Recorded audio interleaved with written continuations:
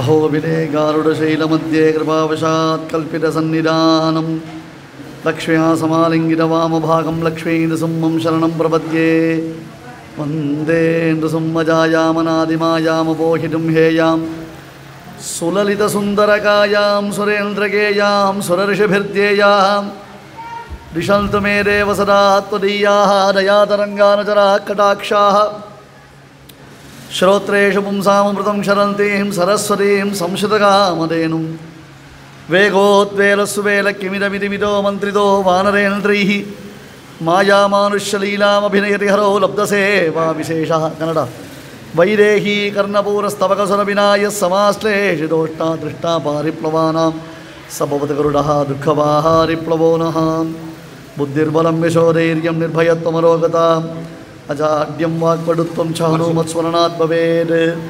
उपवीतिनमूर्ध्वपुण्ड्रवन्तं त्रिजगत्पुण्यफलं त्रिदण्डहस्तं शरणागतसार्थवाहमीडे शिखया शेखरिणं पतिं यतीनां स शङ्खचक्रलाञ्छनः सदूर्ध्वपुण्ड्रमण्डितः स कण्ठलग्नसत्तुडस्य नर्कपद्ममालिकः सितान्तरीयशूतरीययज्ञसूत्रशोभितो ममाविरस्तु मानसे गुरुः स वेङ्कटेश्वरः प्रपद्ये निरवद्यानां निषद्यां गुणसम्पदां शरणं भवभीतानां षटकोपमुनीश्वरं श्रीरङ्गनाथषटकोपयतीन्द्रदृष्टं लक्ष्मीनृसिंहषटचित्करुणैकपात्रं श्रीरङ्गवीररघुराट्षटकोपहृद्यं वेदान्तदेशगजतीन्द्रमहं प्रपद्ये श्रीकृष्णमार्यं वरुणालयं तं वेदान्तयुक्तं सदीतवन्तं वत्साभिजालं विदुषां वरेण्यं श्रीभाष्यसम्मं प्रणमामि नित्यं श्रीमद्रङ्गशटारी संयमिवराल्लब्धागमान्तद्वयं श्रीमद्वीररघुत्वहाप्तजलजत् पादारविन्दाश्रयं श्रीमद्वेदपदं सदेशिकयतेः कारुण्यवीक्षास्पदं सेवे रङ्गधुरीनशासनवशं नारायणं योगिनं वेदान्तदेशिकयतेन्द्रकटाक्षलब्धत्रय्यन्तसारमणवद्यगुणं बुधाग्र्यं नारायणाद्यगिरिद्रियकृपाभिषिक्तं श्रीरङ्गनाथयतिशेखरमाश्रयामः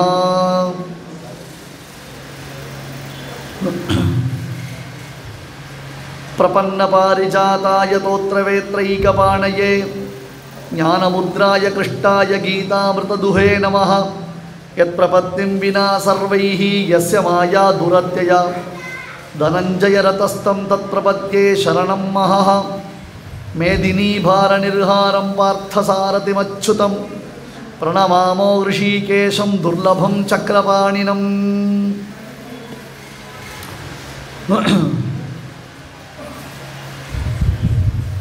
श्रीमदहोबिलवणम् आस्थान विद्वान् सारसारज्ञर सत्संप्रदाय सेवधी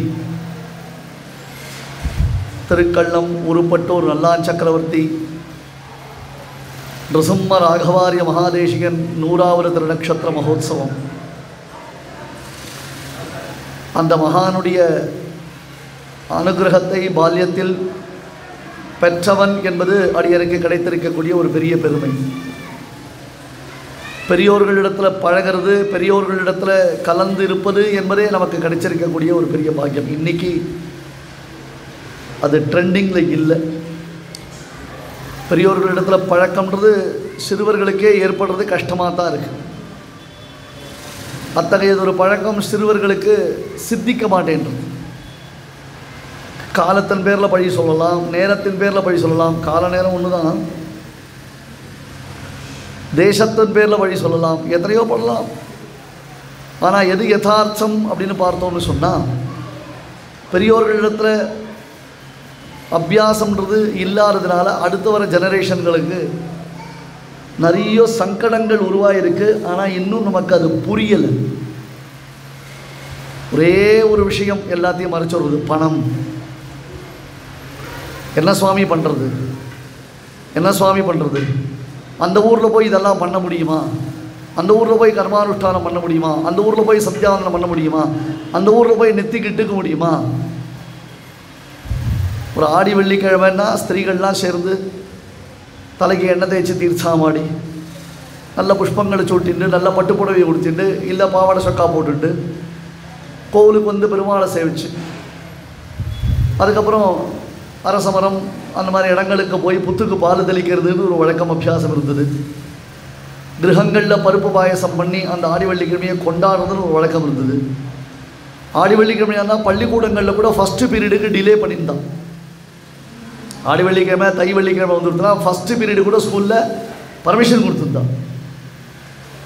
இன்றைக்கி அதே ஆடி வெள்ளிக்கிழமை பொம்மநாடி பசங்களுக்கு குறிப்பாக தலையில் முடியும் கிடையாது, எண்ணெய் தேய்க்கிறதுக்கு வாய்ப்பும் கிடையாது.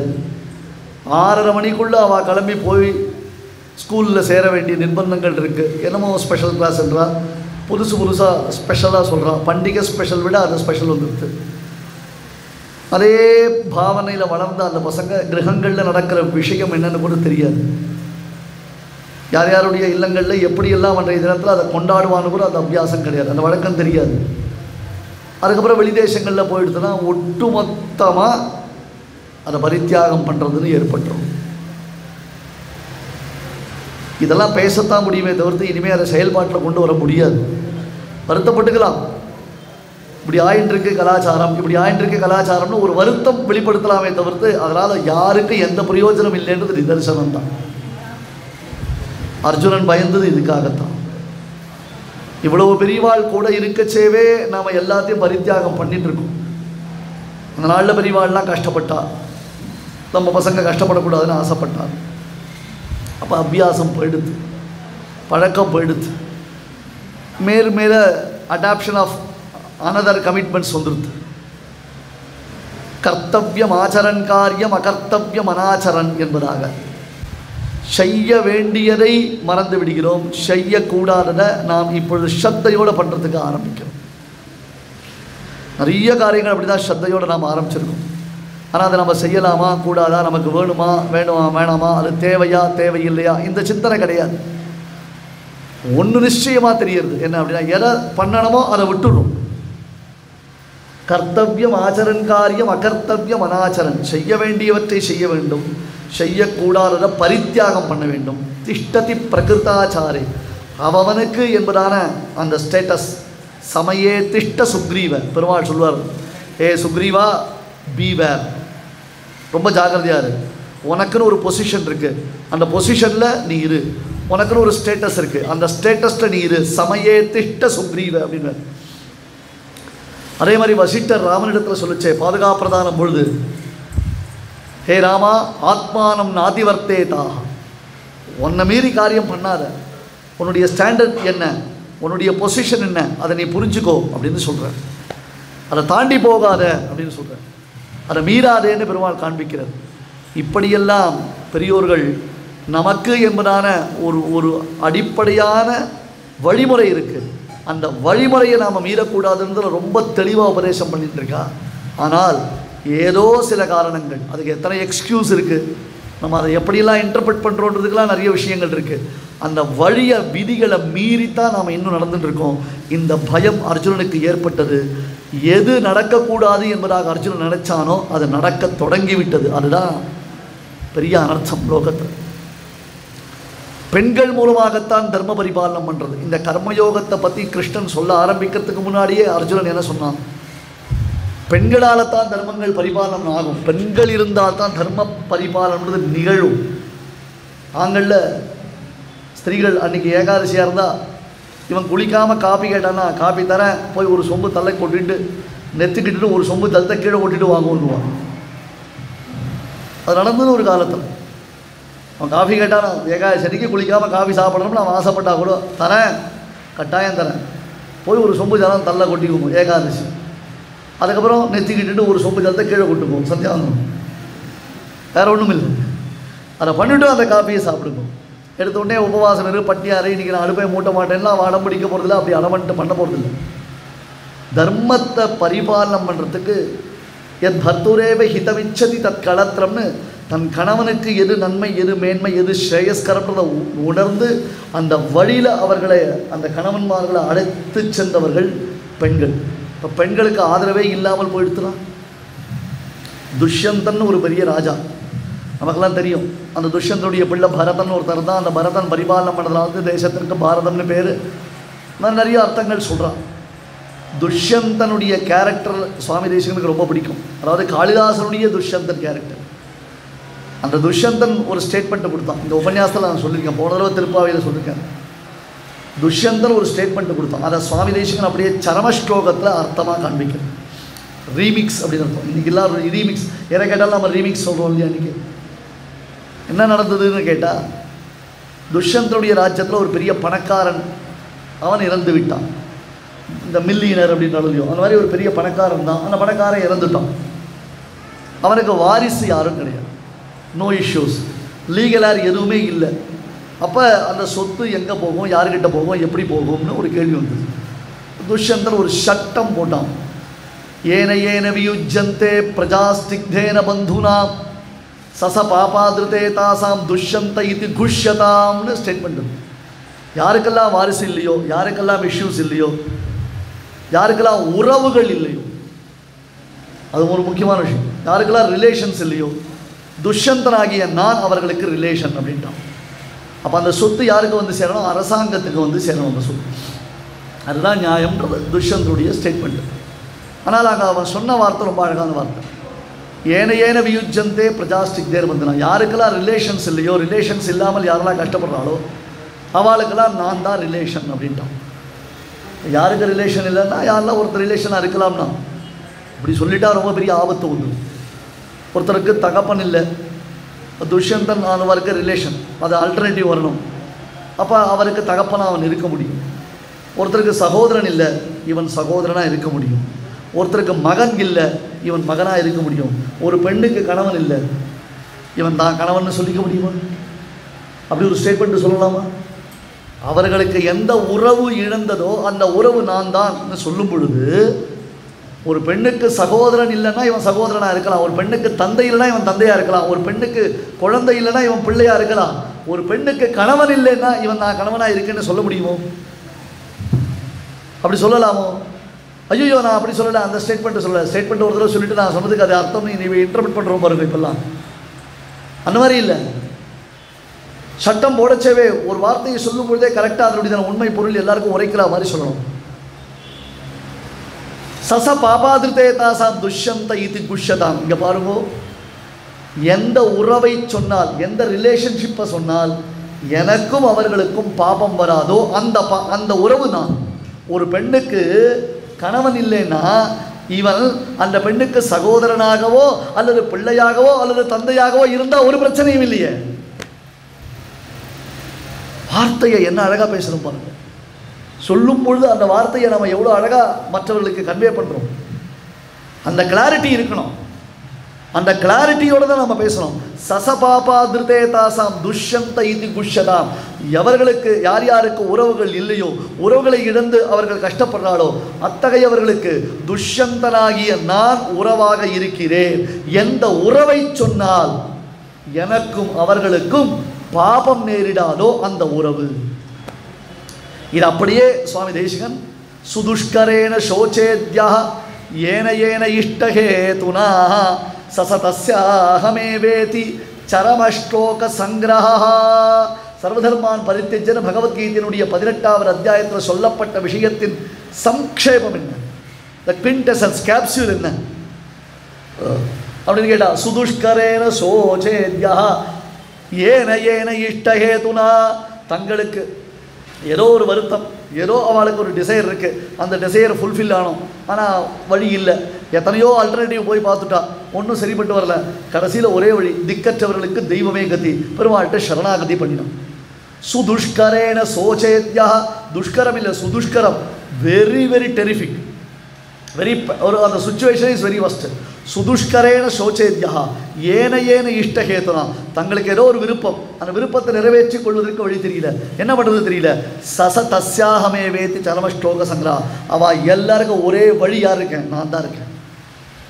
மாமேகம் சரணம் பிரஜ அகந்த்வா சர்வபாபேபியோ மோக்ஷயிஷ்யாமி மா சுச்சா. நான் பரமாத்மா, கவலையே படாத, கவலையே படாதன்னு. எப்படி கவலைப்படாமல் இருக்க முடியும்? எப்படி கவலைப்படாமல் இருக்க முடியும்? நேற்றைய தினம் உங்களுக்கு உபன்யாசத்தில் நாமெல்லாம் அர்ஜுனன் மாதிரி, நாமெல்லாம் அர்ஜுனன் மாதிரின்னு காமிச்சிட்டோம். அது சொல்லி ஆகிடுது.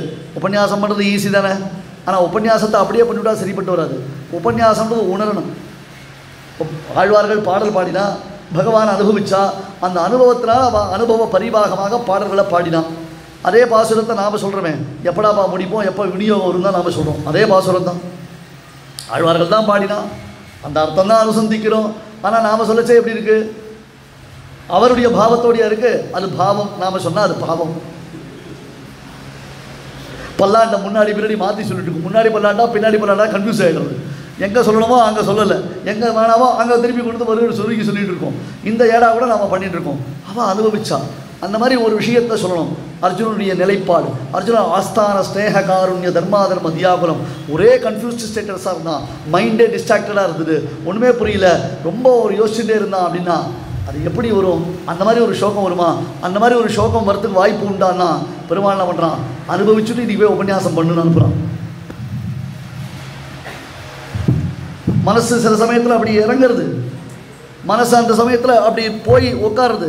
ஏன்னா இப்போ தான் கீதை சொல்லணும், இப்போ தான் கீதை கேட்கணும், அந்த ஒரு பக்குவம் வந்தால் தான் கீதை சித்திக்கும்.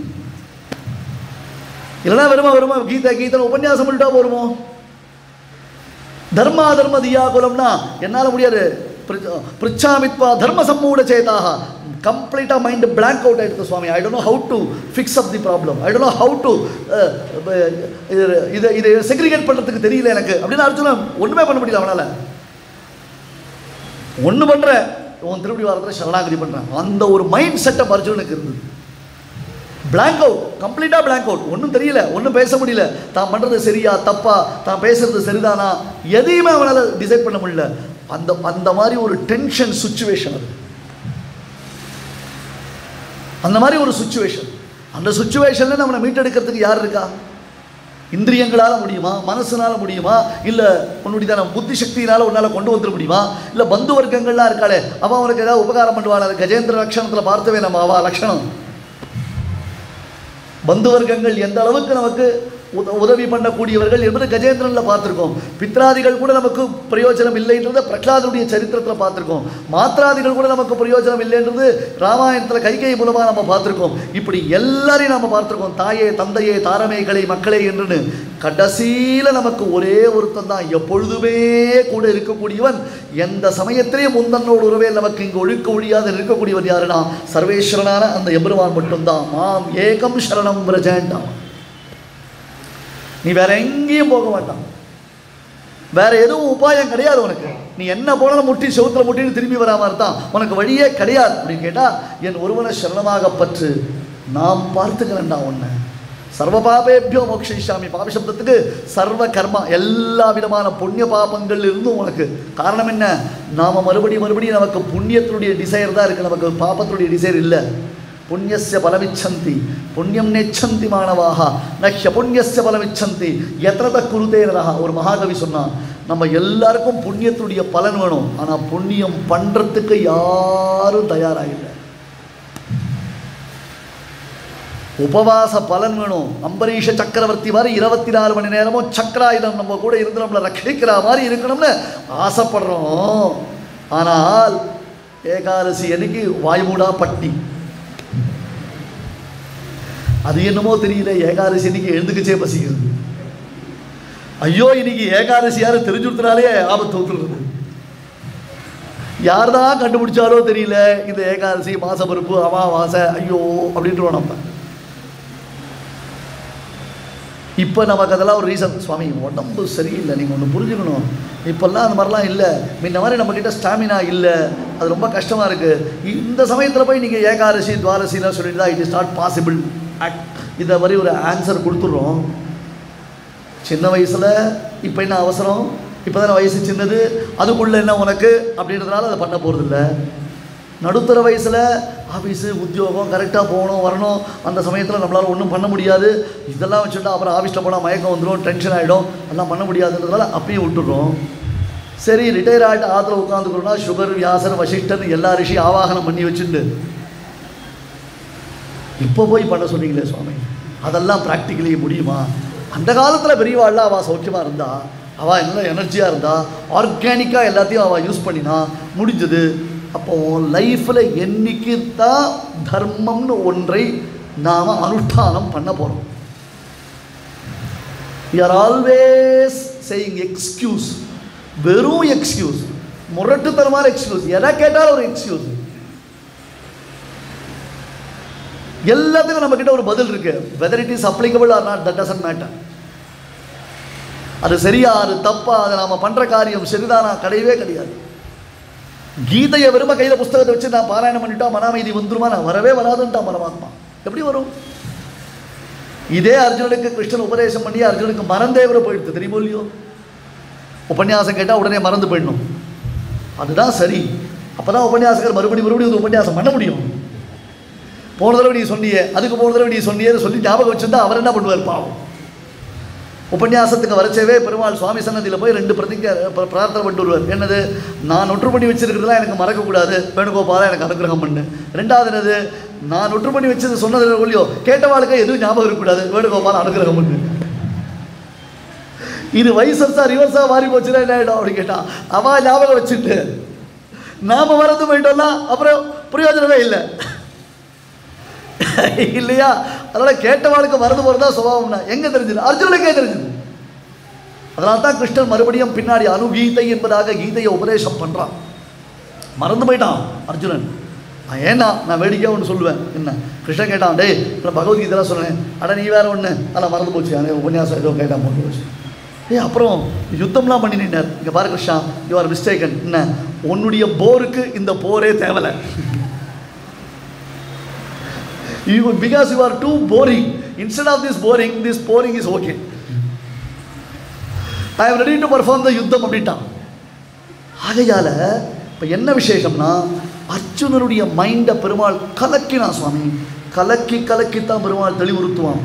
வெறும உபதேசம் பண்ணுறோமா அல்லது அந்த உபதேசத்தை நம்முடைய வாழ்க்கையில் நாம் கடைபிடிக்கிறோமா என்பதை நாம் தெரிந்து கொள்வதற்காக, நம்மை நாமே சுய பரிசோதனை செய்வதற்காக, எந்த அளவுக்கு நாம் பகவத் உபதேசத்தை பரிபாலனம் பண்ணுறோம், தட் இஸ் நம்முடைய லைஃப்பில் நம்ம எக்ஸிக்யூட் பண்ணுறோம்ன்றதை நாம் புரிந்து கொள்வதற்காக பெருமாள் அவ்வப்பொழுது அர்ஜுனனை போல நம்மளை கலக்கிண்டு தான் இருப்பான். அந்த இடத்துல எவ்வளவு தூரம் நாம ஸ்டபோனா இருக்கோம், காரணம் என்ன? அவனுடைய அனுகிரகத்தினால, அவனுடைய சம்பந்த விசேஷத்தினால. ஆள்கின்றான் ஆழியான் ஆறால் குறையுடையோம் என்று அவன் நம்ம கூட இருக்கான்ப்பா. இப்போ நம்ம கொஞ்ச நாள் அவனை விட்டுட்டோமோ, அவனை விட்டு தள்ளி வந்துட்டோமோ, அவனிடத்துல நாம் நெருக்கத்தை காண்பிக்கலையோ, அதனால் தன்னிடத்தில் நெருங்கி வரத்துக்கு ஒரு ஆஃபரை பெருமாள் கொடுக்குறானோ அப்படின்னு சொல்கிறான்.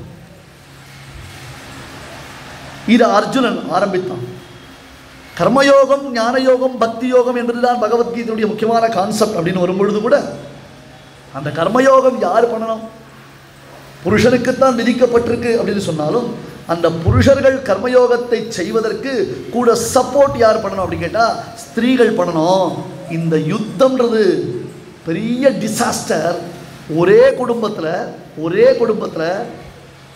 தந்தை, மகன், பிள்ளை, இந்த மாதிரி 3-4 பேர் ஒரே குடும்பத்தில் இந்த யுத்தத்தில் இறந்தார்களே. ஆனால் அப்போ அந்த குடும்பத்தில் இருக்கும் பெண்களுடைய நிலை என்ன?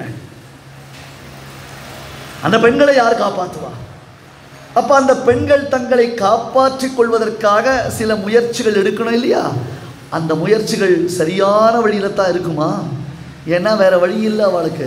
ஒரு குடும்பத்தில் 3-4 பெண்கள் இருக்கா, அந்த பெண்களால் மேற்கொண்டு குடும்பத்தை ரட்சிக்கிறதுக்கு வழி இல்லைன்னாச்சே பாதமாறி போகிறதுக்கு வாய்ப்பு இருக்குது. இப்போ பாதமாறி போனால்னா மேற்கொண்டு வரக்கூடிய சந்ததிகள் எல்லாம் கெட்டு போயிடும். கெட்டு போச்சுன்னா தர்மமே போயிடும். அந்த கமிட்மெண்ட் ஆஃப் தர்மம், எந்தை தந்தை நம் மூத்தப்பன் 7 படியால் தொடங்கி வந்து வழியா செய்கின்றோம்னு பரம்பரையா தர்ம பரம்பரையில் நாங்கள் இருக்குமே, அந்த பரம்பரை போயிடுமே, ஏடாகுடமாயிடுமே. பித்திருக்கள்லாம் ஏற்கனவே ரொம்ப கஷ்டப்பட்டு இருக்கா. இந்த ஒரு டிகேட்ஸில் நான் சொல்கிறேன். இன்றைக்கெல்லாம் ஒரு சாத்தம் பண்ணுறதுன்றது ரொம்ப அசால்ட்டாக போயிடுது. அதுக்கெல்லாம் நம்ம ப்ரையாரிட்டிஸ் கொடுக்கறதே இல்லை. நாம் அதெல்லாம் நினச்சி கூட பார்க்கறது. எக்ஸ்கியூஸ் பண்ணுறோம், எக்ஸம்ஷன் கொடுக்குறோம். கோவிலுக்கு சக்கரை பொங்கல் பண்ண கொடுத்துட்றோம், பசுமாட்டுக்கு ஆத்திக்கீரை வாங்கி கொடுத்துட்றோம். நான் எவ்வளோ தடவை உபன்யாசங்களில் சொல்லியிருக்கேன், தாராளமாக அதெல்லாம் பண்ணுங்கோ, நல்ல காரியம். ஆனால் சாத்தம் பண்ணிட்டு பண்ணுங்கோ. சாத்தத்துக்கு அது ஆல்டர்னேட்டிவ் இல்லை, அது கட்டாயம் கிடையாது. அதை கட்டாயம் நம்ம ஆல்டர்னேட்டிவாக பார்க்கவே கூடாது. அவ்வளோ தூரம் சத்தையாக நம்ம பண்ண வேண்டியது இருக்குது. ஒரு குடும்பத்தில் இருக்கிற பெண்கள் தங்களை யாரும் காப்பாற்றுவதற்கு இல்லை. அப்போ தங்களை காப்பாற்றிக்கிறதுக்கு வேறு வழி தெரியல வரும்பொழுது பாதை மாறி திசை மாறி போனார்களே. ஆனால் ஒருவேளை அந்த குடும்பத்தினுடைய சந்ததி அது புதுசாக இனிமேல் ஏற்பட்டாலும் சரி, அல்லது ஏற்கனவே அந்த சந்ததிகள் இருந்தாலும் சரி. ஏன்னா மகாபாரத யுத்தத்தில் பெண்களுக்கு பார்ட்டிசிபேஷன் கிடையாது, பாலகர்களுக்கு பார்ட்டிசிபேஷன் கிடையாது.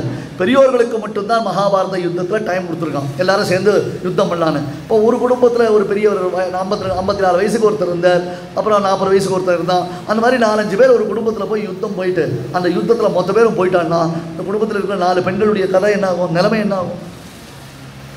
இப்போ இது எல்லாத்துக்கும் அடிப்படையான காரணம் என்ன? யுத்தம்.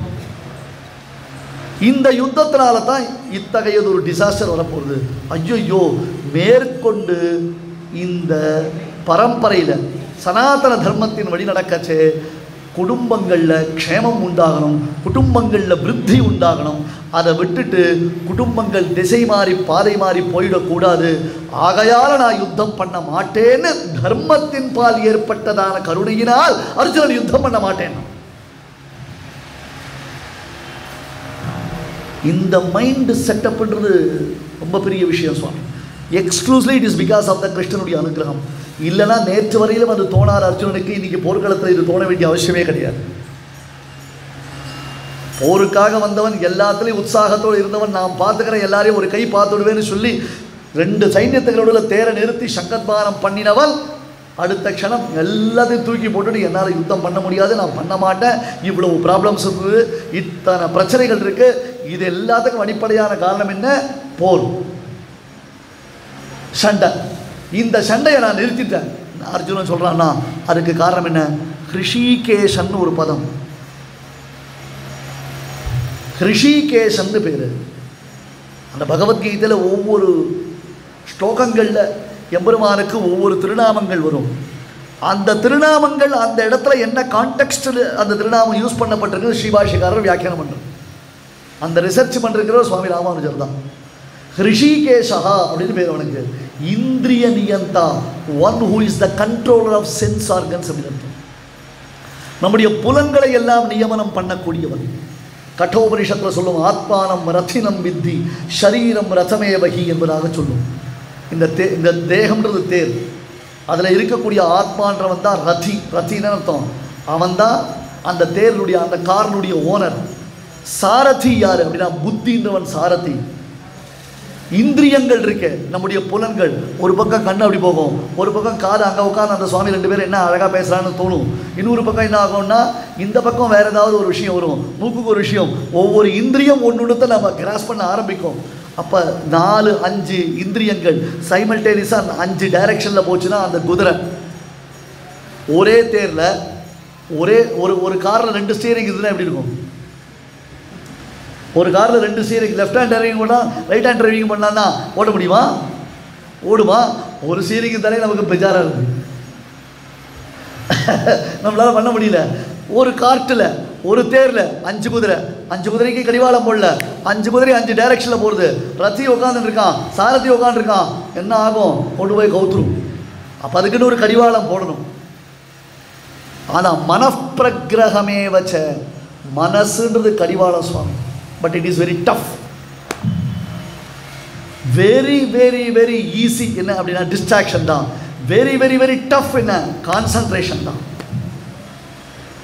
ஈஸியாக நிகழக்கூடிய டிஸ்ட்ராக்ஷன். மனையேவ மனுஷியானாம் காரணம் பந்தமோக்ஷயோஹோ. மனசுன்றது இருக்கே, அதை கண்ட்ரோல் பண்ண முடியாது. மையேவ மனாதத்ஸ்வ மயி புத்திம் நிவேஷய. கர்மயோகம் பண்ணு. கர்மயோகம் பண்ண கர்மயோகத்தினால உனக்கு ஒரு கான்சன்ட்ரேஷன் பவர் வரும். நீங்கள் என்ன பண்ணுறீங்கோ, இப்போ புதுசாக கூகுளில் போய் பார்த்துட்டு பகவத்கீதையை வச்சுட்டு நான் ஜபம் பண்ணுறேன், நான் யோகா பண்ணுறேன், நான் தபஸ் பண்ணுறேன்னு ஆரம்பிக்கிறேன். கடைசி பரியந்தம் உங்களுக்கு அதனுடைய சித்தி ஏற்படவே ஏற்படாது. காதில் மூக்கில் பஞ்சு வச்சுக்கோனா காதில் வச்சுக்கோங்க, ரைட்டா? காதில் பஞ்சு வச்சுட்டு டோன்ட் டிஸ்டர்ப் போர்டை போட்டுட்டு ஃபோனை கூட சுவிட்ச் ஆஃப் பண்ணிவிட்டு வச்சுருந்தா கூட நம்மளால் மனசை கண்ட்ரோல் பண்ண முடியாது. அடுத்து அடுத்து அடுத்து அடுத்து சஞ்சலம் ஹி மனஹா கிருஷ்ண. ஹே Krishna, it is very tough to control the mind. நான் இப்போ ஒரே ஒரு விஷயம் சொல்கிறேன், ஆனால் நீங்கள் யாரும் உங்கள் மைண்டு டிஸ்ட்ராக்ட் ஆகலைன்னு எனக்கு ப்ராமிஸ் பண்ணுங்க. வேறு ஒன்றும் இல்லை. கரெக்டாக இங்கே உபன்யாசத்துக்கு கோவிலுக்கு வரைச்சு கேஸை மூடிட்டும் ஃப்ரிட்ஜை கரெக்டாக மூடிட்டு வந்தீங்களா? யாராவது ஒரு செகண்ட் யோசிக்கிறோம். ஆனால் மனசு டிஸ்ட்ராக்ட் ஆகக்கூடாது. திருப்பி இங்கே வரணும் உபன்யாசத்துக்கு. எங்கே யோசிக்காமல் இருக்க பார்க்கலாம். ஐயோதான் அப்பா கடைசியில் எழுந்து ஒரு பாட்டில் தீர்த்தம் சாப்பிட்டு வந்தேன். ஃப்ரிட்ஜை சரியாக மூடினா இல்லையா? ஆமாம், அந்த குக்கர் வச்சனே அதை ஆஃப் பண்ண இறக்கி வச்சனா எதுக்கு ஒரு தடவை ஆற்றுக்கு மெசேஜ் அனுப்பலாமா? இவ்வளோ ஓடும் இந்த நேரத்துக்கு உள்ள. மனசுன்றது அவ்வளோ கஷ்டம். விஷயான்ஸ்தேஷு கோச்சரா. மனசு எங்கே இருக்குது? வேர்ல்ட்லி ப்ரெஷர்ஸில் போயிட்டு இருக்கு, டிஸ்ட்ராக்ஷனில் தான் போயிட்டு இருக்கு, கான்சன்ட்ரேஷன் பண்ண முடியாது, மேலே போயிட்டே இருக்கும். சஞ்சலம் ஹி மனஹா. Yes Arjuna, you are absolutely right. I fully agree with you. It is very tough and it is very difficult to control the mind. Anna Bhagavad Gita சொல்லுச்சு, it is mind blowing. If you see the perception of Arjuna from Bhagavan, maybe Ananta Padmanabhanandana நீங்க ஒத்துட்டா okay. ஸ்ரீபாஷிகார சாட்சி அதெல்லாம் வேலைக்கு ஆகாதுட்டார். It is only because of the language, not the content of it. Please understand the difference between language skill and the content. The content based on Shivashikara. Don't abruptly blindly follow the language. பாஷிகாருடைய content என்ன? மையேவ மன ஆதத்ஸ்வ கர்மயோகம் பண்ணு. கஷ்டம்தான், ரொம்ப நிதானமாக தான் உனக்கு அது சக்ஸஸ் வரும். விஷம்ன்றது ஒரு ட்ராப், அதை சாப்பிட்ட உடனே அதனுடைய வீரியத்தை காமிக்கும்.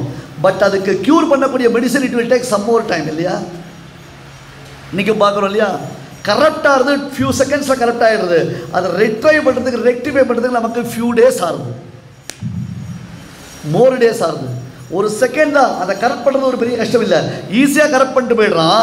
ஆனால் அதுலேருந்து நம்ம ரிட்ரை பண்ணி கொண்டு வரதுக்கு, அந்த டேமேஜை நம்ம திருப்பி சரி பண்ணுறதுக்கு என்ன ஆகுது? நமக்கு யுகங்குற ஆகுது. சில சமயம் ஒன்றுமே பண்ண முடியாமல் போயிடுது. அந்த மாதிரி ஒரு சந்தர்ப்பம் ஏற்படுது.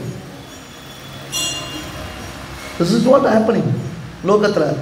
அப்போ நீ என்ன பண்ணணும் தெரியுமா? என்னிடத்துல மனசு வை, என்னிடத்துல புத்தி வை, என்னுடைய திவ்யமங்கல விக்கிரகத்தை தியானம் பண்ணு, என்னுடைய சொரூப ரூப குண விபவிஷரியத்தை தியானம் பண்ணு.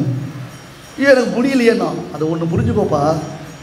உனக்கு உன் ஒய்ஃப் பிடிக்குமா? பிடிக்கும். உன் பையன் பிடிக்குமா? பிடிக்கும். எங்கேனா வெளிநாடு போயிட்டு வந்தால் என்ன பண்ணுவேன்? என் பையனுக்கு பிடிக்க வேண்டதுக்கோசரம் அவனுக்கு டாய்ஸ்லாம் வாங்கிட்டு வருவேன். Okay fine. அதே மாதிரி என் ஒய்ஃபுக்கு பிடிக்குன்றதுக்கோசரம் அந்த ஃபாரின் காஸ்மெட்டிக்ஸ் பர்ஃப்யூம்லாம் வாங்கிட்டு வருவேன். எதனால் வாங்கிட்டுறேன்? அவள்கிட்ட உனக்கு பிரீத்தி இருக்குது. ஆமாம், அதனால் அவளுக்கு உங்ககிட்ட பிரீத்தி வருதா? வரும். சில சமயத்தில் அந்த ஆர்டிக்கல் மட்டும் என்னை நோக்கி வரும். அந்த ஆப்ஜெக்டையும் யூஸ் பண்ணுவோம். இது கூட அவளுக்கு தெரியாது, நான் யூஸ் பண்ண மாட்டேன்னு அப்படின்னு கூட அதை கூட எனக்கு அனுப்புவோம். சரி, மறுபடியும் நெக்ஸ்ட் டைம் போச்சே நான் அவளுக்கு பிடிச்ச மாதிரி வாங்கிட்டு வருவேன். கரெக்ட் இல்லையா?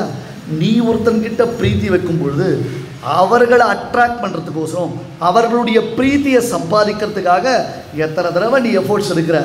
அப்போ நீ என்ன பண்ணணும் தெரியுமா? என்றைக்குமே உன் பேரில் பிரீத்தியாக இருக்கிற என்ன பிரீத்தியோடு அனுபவிச்சுட்டே இருந்தியானா உனக்கு கொஞ்சம் கொஞ்சமாக உன்னுடைய மைண்டில் ஒரு அமைதி வரும்டா. அது ஏன் உனக்கு புரியல? அங்கே அமைதி இல்லைன்னு இங்கே வந்து என்கிட்ட புலம்புறியே. என்னிடத்தில் நேரடியாக நீ அனுபவிச்சாயானால், என்ன நேரடியாக நீ அனுபவித்தாயானால் உனக்கு அந்த சந்தோஷம் கிடைச்சிட போகிறதே. அதை ஏன் நீ மிஸ் பண்ணுற? அதான் மையேவ மனாதத் ஸ்வமயி புத்தி நிவேஷிய நிவசிஷ்யசி மையேவ அதஊர்த்வம் ந சம்சயா. பிரீதியா பண்ணு, கடனேன்னு பண்ணாத. ஐயோ இன்னைக்கு அமாவாசை வந்துடுத்து, ஐயோ இன்னைக்கு ஸ்ரீ ஜெயந்தி வந்துடுத்து, ஐயோ இன்னைக்கு ஸ்ரீராமன் வந்துடுத்து, அப்படி பண்ணாத. இன்னைக்கு ஸ்ரீராமநவமி எம்பெருமானுக்கு கொண்டாட்டம். சுவாமி, ஸ்ரீராமநவமி கொண்டாட்டம் நின்று போச்சு, ஸ்ரீ ஜெயந்தி கொண்டாட்டம் நின்று போச்சு, நிருசிம்ம ஜெயந்தி கொண்டாட்டம் நின்று போச்சு. மெழுகுவத்தி ஏற்றி வச்சு ஊதி அணைச்சி கேக் வெட்டுற கொண்டாட்டம் மட்டும் நான் வளர்ந்துருது. அது எங்கேருந்து தான் வளர்ந்தது? அது ராத்திரி முழிச்சிக்க முடியுறதா? நைட்டு ஃபுல்லாக பார்ட்டி வைக்க முடியுறதா?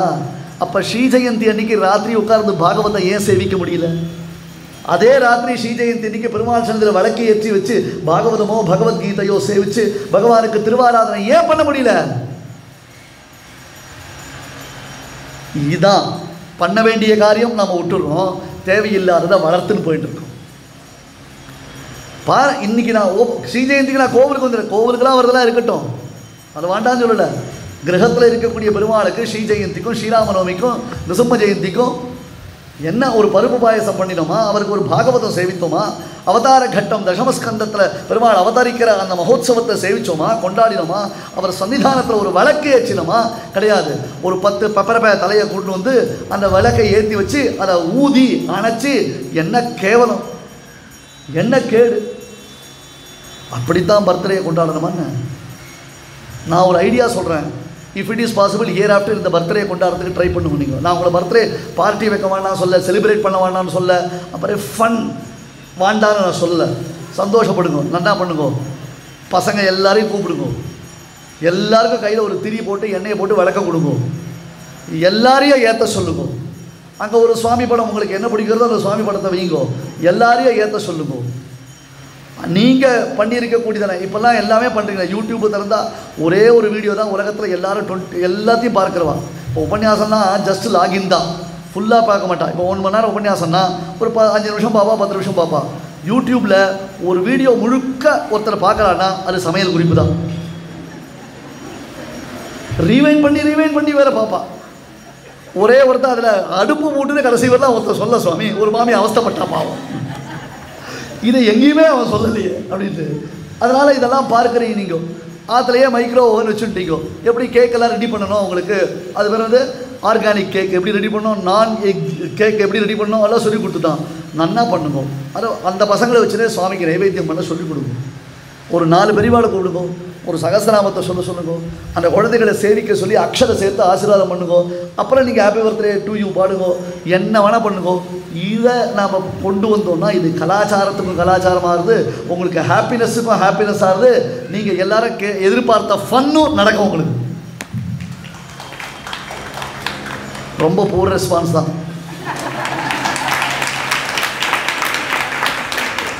இல்லை உங்கள் மைண்டு ஏற்றுக்கல, அதை அட்ஜஸ்ட் பண்ணல, இதுக்குள்ளே உங்கள் மைண்டு ஐயோ வீட்டில் இருக்கிறவாள் எப்படி கன்வின்ஸ் பண்ணுறது, இது நமக்கு ஓகே, நம்ம பகவத்கீதை கேட்டு போய்ட்டு இந்த பிராமணன் இன்றைக்கே வைண்ட் பண்ணிட்டு ஊருக்கு போய் சேர்ந்துடும், நாம் நாளைக்கு ஃபேமிலியோடு இதை எப்படி செலிப்ரேட் பண்ணுறது, ஆத்திரம் எல்லாரும் அக்செப்ட் பண்ணிக்க மாட்டாளே, இதை நாம் எப்படி கன்வே பண்ணுறதுன்னு உங்கள் மைண்டு போயிடுது.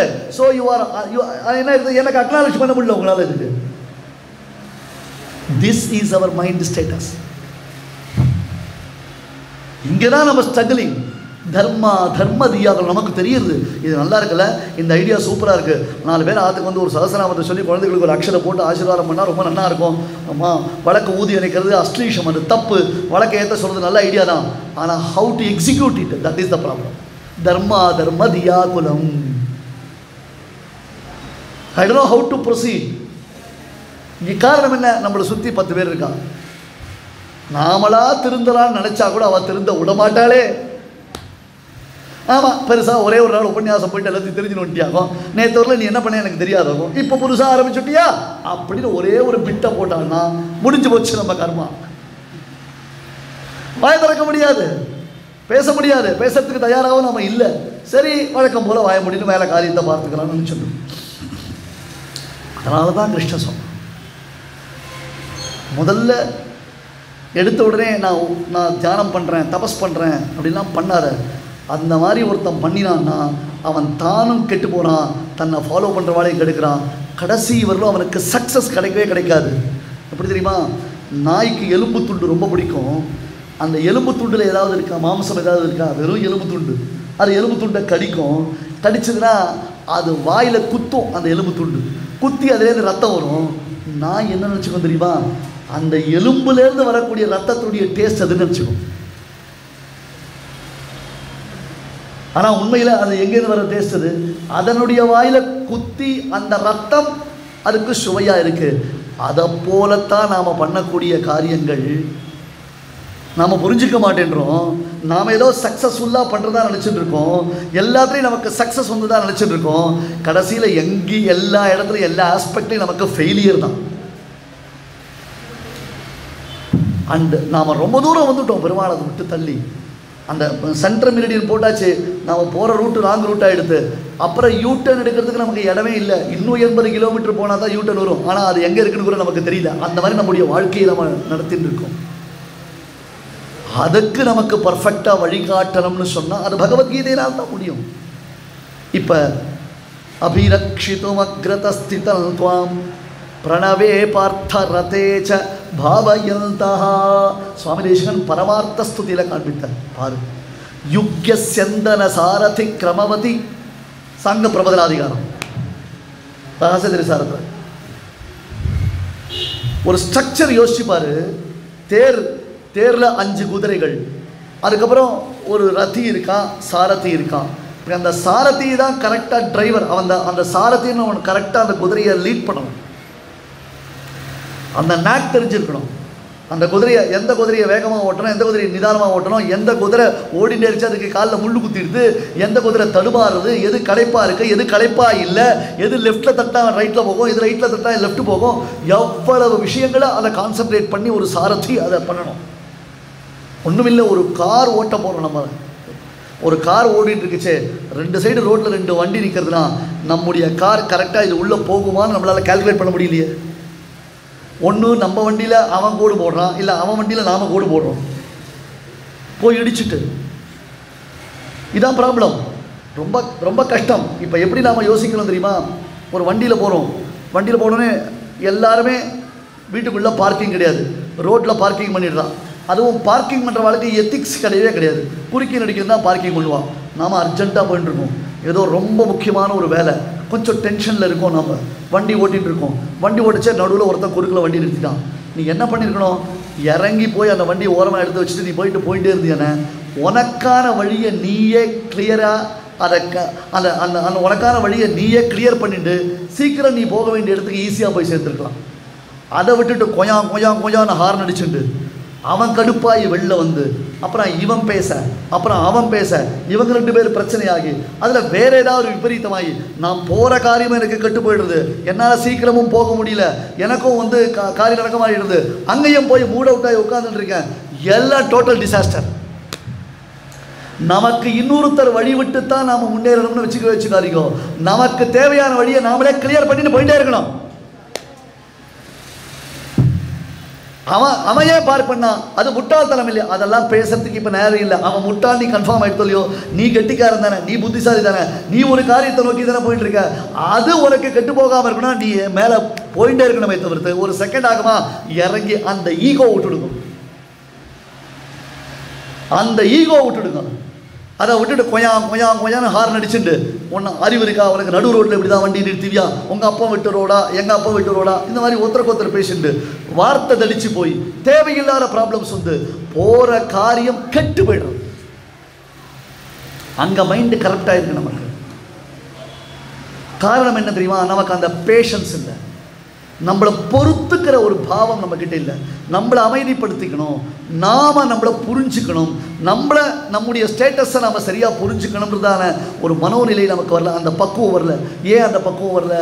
நாம் அடிப்படையில் எதையுமே தெரிஞ்சுக்கிற பெரியவர்கள் இருக்கிறாங்க. குறிப்பாக நாம் செய்ய வேண்டிய கர்மானுஷ்டானத்தை அந்தந்த காலத்தில் அந்தந்த கர்மாக்களை நாம் செய்யலை. ஒரு சின்ன சமாதானம் சொல்கிறேன். ஒருத்தருக்கு உடம்பு சரியில்லை, பெரியவா அப்பாவோ அம்மாவோ யாரோ பெரியவா ஆற்றுல இருக்கா, உடம்பு சரியில்லை, ஒரு ஹாஸ்பிட்டலில் அட்மிட் பண்ணுறோம். அட்மிட் பண்ணினா அவளுக்கு 3 லட்சம் 4 லட்சம் செலவாகுது. ரொம்ப கஷ்டப்படுறா அவளும் பாவம். நாமளும் நம்மளால் முடிஞ்ச அளவுக்கு எஃபோர்ட்ஸ் போட்டோம், செலவழித்தோம். ஆனால் அவள் போயிட்டான், வேறு வழி இல்லை, அவளுக்கு அவ்வளவுதான் அப்படின்னு தீர்மானம் ஆகிடுது, அவள் போயிட்டான். அதுக்கப்புறம் அவளுக்கு கர்மாக்கள் பண்ணணும், அந்த கைங்கரியம் பண்ணணும். பண்ணச்சேவே முதல்ல வாத்தியார்கிட்ட என்ன ஒரு வார்த்தை சொல்கிறோம்? ஹாஸ்பிட்டலுக்கு நிறைய செலவாயிடுத்து, நீங்கள் குறைச்சி பண்ணுங்கன்றோம். எவ்வளவு கேவலமான ஒரு மனோபாவத்தில் நாம் இருக்கோம். நான் சொல்கிறது சரியா தப்பா? ஹாஸ்பிட்டலுக்கு நிறைய செலவு பண்ணிட்டோம், செலவாயிடுத்து, கர்மாக்கள் பண்ணுறத நீங்கள் குறைச்சிருக்கோம். இந்த வார்த்தையை உன்னால் ஹாஸ்பிட்டலில் சொல்ல முடியுமா? இல்லை எங்கள் அப்பாவுக்கு நீ ட்ரீட்மெண்ட் பண்ண, அவர் போயிட்டார், அதனால் நீ எனக்கு 50% டிஸ்கவுண்ட் கொடு அப்படின்னு ஹாஸ்பிட்டலில் பேச முடியுமா? பேசியிருக்கோமா? அங்கே செலவு பண்ணதுக்கு காம்ப்ரமைஸு. நாம் தர்மத்தில் கை வச்சுட்டோம் பார்த்தேடா, இதான் தர்மதியா குலம். நாம் பண்ண வேண்டிய தர்மானுஷ்டானத்தில் நாம் கை வச்சுட்டோம். லட்சமாக ஆஸ்பத்திரியில் செலவு பண்ணுறதுக்கோசரம், அந்த பணத்தை காம்ப்ரமைஸ் பண்ணுறதுக்கோசரம் பித்ருக்களுக்கு பண்ண வேண்டிய காரியத்தை காம்ப்ரமைஸ் பண்ணிட்டோம். இதில் உங்களுக்கு யாருக்காவது சந்தேகம் இருந்து என்ன அப்செக்ட் பண்ணணும்னா தாராளமாக இப்போ பண்ணலாம். பண்ணுவோம். இது உண்மையா இல்லையா? இதை நாம் பண்ணுறோமா இல்லையா? சீக்கிரம் குறைச்சிரு. இல்லை அப்படி இல்லை, அவ்வளோ போடாதீங்கோ, இவ்வளோ போடாதீங்கோ.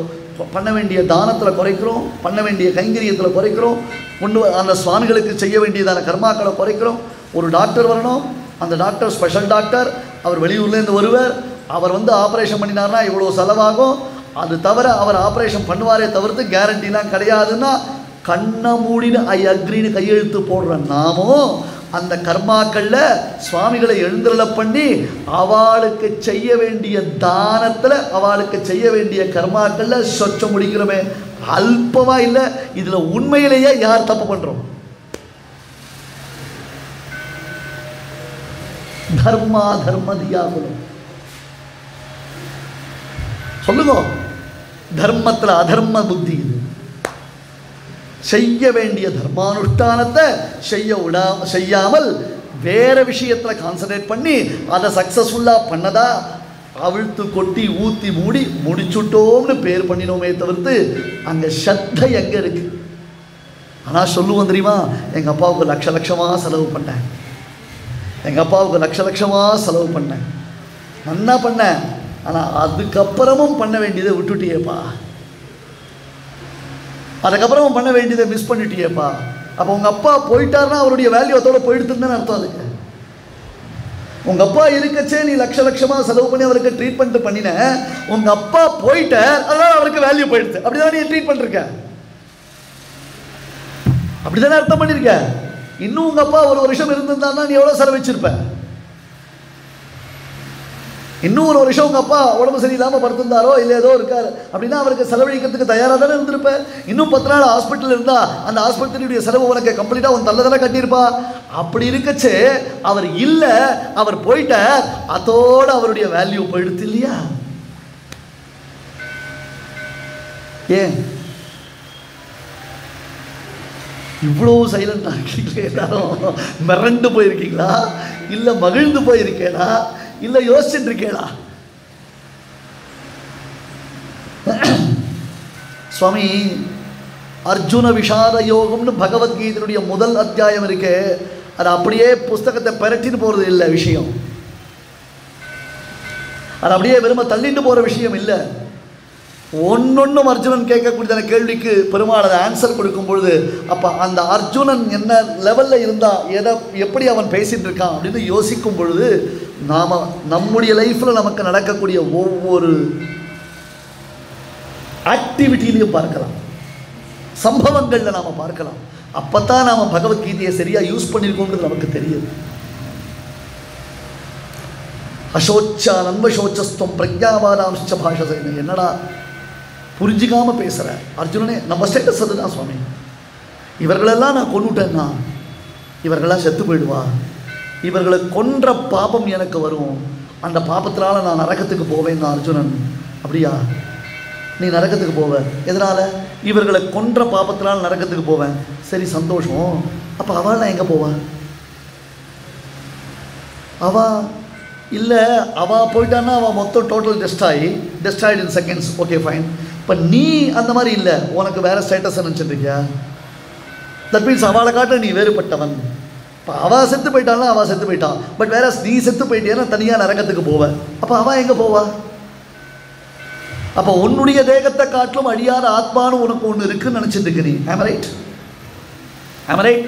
உன்னுடைய தேகத்திற்கு உன்னுடைய தேகத்தை காட்டிலும், பிகாஸ் ஆஃப்டர் யுவர் டெத், உன்னுடைய இறப்புக்கு பிறகு நீ செய்த பாபத்திற்காக நீ நரகத்தில் போய் அனுபவிக்க போகிறாய்னா, இறந்த உன்னை கொண்டு இங்கே கொளுத்தின பிறகு நரகத்திற்கு போவது எது? இறந்த உன்னை கொளுத்தின பிறகு நரகத்திற்கு போவது எது? ஏதோ ஒன்று. என்னது அது? ஆத்மான்னு வச்சுப்போம். இப்போ அவளுக்கு அந்த ஆத்மா இல்லையா? அவளுக்கு அந்த மாதிரி ஒரு ஆத்மா கிடையாதா? உண்டோலியோ? இப்போ அவர்கள் தேகத்தை கொளுத்தினாலும் அவர்களுடைய ஆத்மா சொர்க்கத்திற்கோ நரகத்திற்கோ போகத்தானே போகிறது. அப்போ நீ விஷயத்தை புரிஞ்சுட்டு பேசுறியா, விஷயத்தை புரிஞ்சிக்காம பேசுறியா? இதுதான் என்ன லெவல் ஆஃப் அண்டர்ஸ்டாண்டிங். இன்றைக்கி நாம் அப்படி தான் இருக்கோம். நாம் ஒரு விஷயத்தை புரிஞ்சுட்டு இருக்கோம், ஆனால் அதை கரெக்டாக கன்வே பண்ண முடியல நம்மளால். நாமளா ஒரு கன்ஃபியூஷன் பண்ணிட்டு இது தப்பு அப்படின்ற மாதிரி ஒரு ஸ்டேட்டஸுக்கு வந்துடுறோம். இதான் அர்ஜுனன். அது கன்க்ளூஷன் இல்லை, கன்ஃபியூஷன். அதுக்கு யார் கன்க்ளூஷன் பேர் சொன்னா? அதுக்கு பேர் கன்ஃபியூஷன். நாம உடனே கேள்வி கேட்டால் அவளுக்கு பதில் சொல்ல தெரியாது. நிறைய பேருக்கு தவறுகள் நடக்கும் பொழுது அவர்களை பார்த்து கேள்வி கேட்டால் அவளுக்கு அது பிடிக்காது. அப்போ அவள் என்ன தெரியுமா அதுக்கு பதில் சொல்லுவா? மற்ற இடங்களில் தவறுகள் நடக்கலையான்னு கேட்பான். மற்ற இடங்களில் தவறுகள் நடக்கலையா, இப்போ என்ன மட்டும் இந்த கேள்வி கேட்குறியே அப்படின்வா. ஏப்பா தவறு உங்ககிட்ட இருக்கு, நீ திருத்திக்கணும்னு ஆசைப்படுறேன், அதனால நீ தவறு செய்யக்கூடாதுன்னு உனக்கு உபதேசம் பண்ணுறேன். இன்னொரு இடத்துல தவறு நடந்தால் இப்போ நீ பண்ணது சரியாக போயிடுமா? நாம் எதை தெரியுமா ஜஸ்டிஃபை பண்ண ஆரம்பிக்கிறோம்? நான் தவறு பண்ணுறேன், நான் தப்பு பண்ணியிருக்கேன், ஆனால் எல்லா இடத்துலையும் பண்ணுற தப்பு தானே நான் பண்ணியிருக்கேன், அப்போ எனக்கு தப்பு கிடையாது. எல்லாரும் பண்ணிட்டதுனால நான் தப்பு பண்ணிட்டேன்னா அது தப்பு இல்லை. 10 பேர் கொலை பண்ணிட்டான், இவனும் கொலை பண்ணிட்டான்னா 10 பேர் கொலை பண்ணானே அந்த மாதிரி தான் நானும் கொலை பண்ணினேன்னு சொல்லி எக்ஸம்ஷன் வாங்குறதுக்கு ட்ரை பண்ணுறோம். நம்ம 10 பேர் தப்பு பண்ணிட்டான்றதுக்கோசரம் நீ சரியாக பண்ணுறது தானே சரி. அப்போ நீயும் தப்பு பண்ணிவிட்டு அதை நான் சரின்னு ஜஸ்டிஃபை பண்ண ஆசைப்படுறது எவ்வளோ பெரிய முட்டாள்தனம். இது எல்லா ஆஸ்பெக்ட்லையும் இருக்கு, சந்தேகமே படாதீங்க. இது நம்ம கிட்ட எல்லா ஆஸ்பெக்ட்லையும் இருக்கு.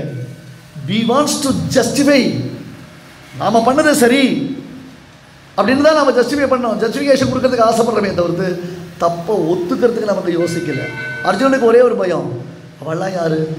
பெரியவா.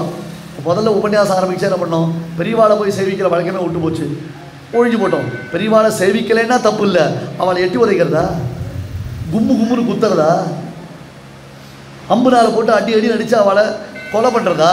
பெரியவாளை சேவிக்கலைன்றதுல தப்பு கிடையாது சுவாமி, ஆனால் அவளை அடித்து வீழ்த்துறதுன்றது எவ்வளோ பெரிய தவறு. கதம் பீஷ்மமஹம் சங்கே துரோணஞ்ச மதுசூதன இஷுபிஹி பிரதியோத்ஸ்யாமி பூஜார்ஹா வரிசூதன குருணஹத்வாஹி மகானுபாவான்.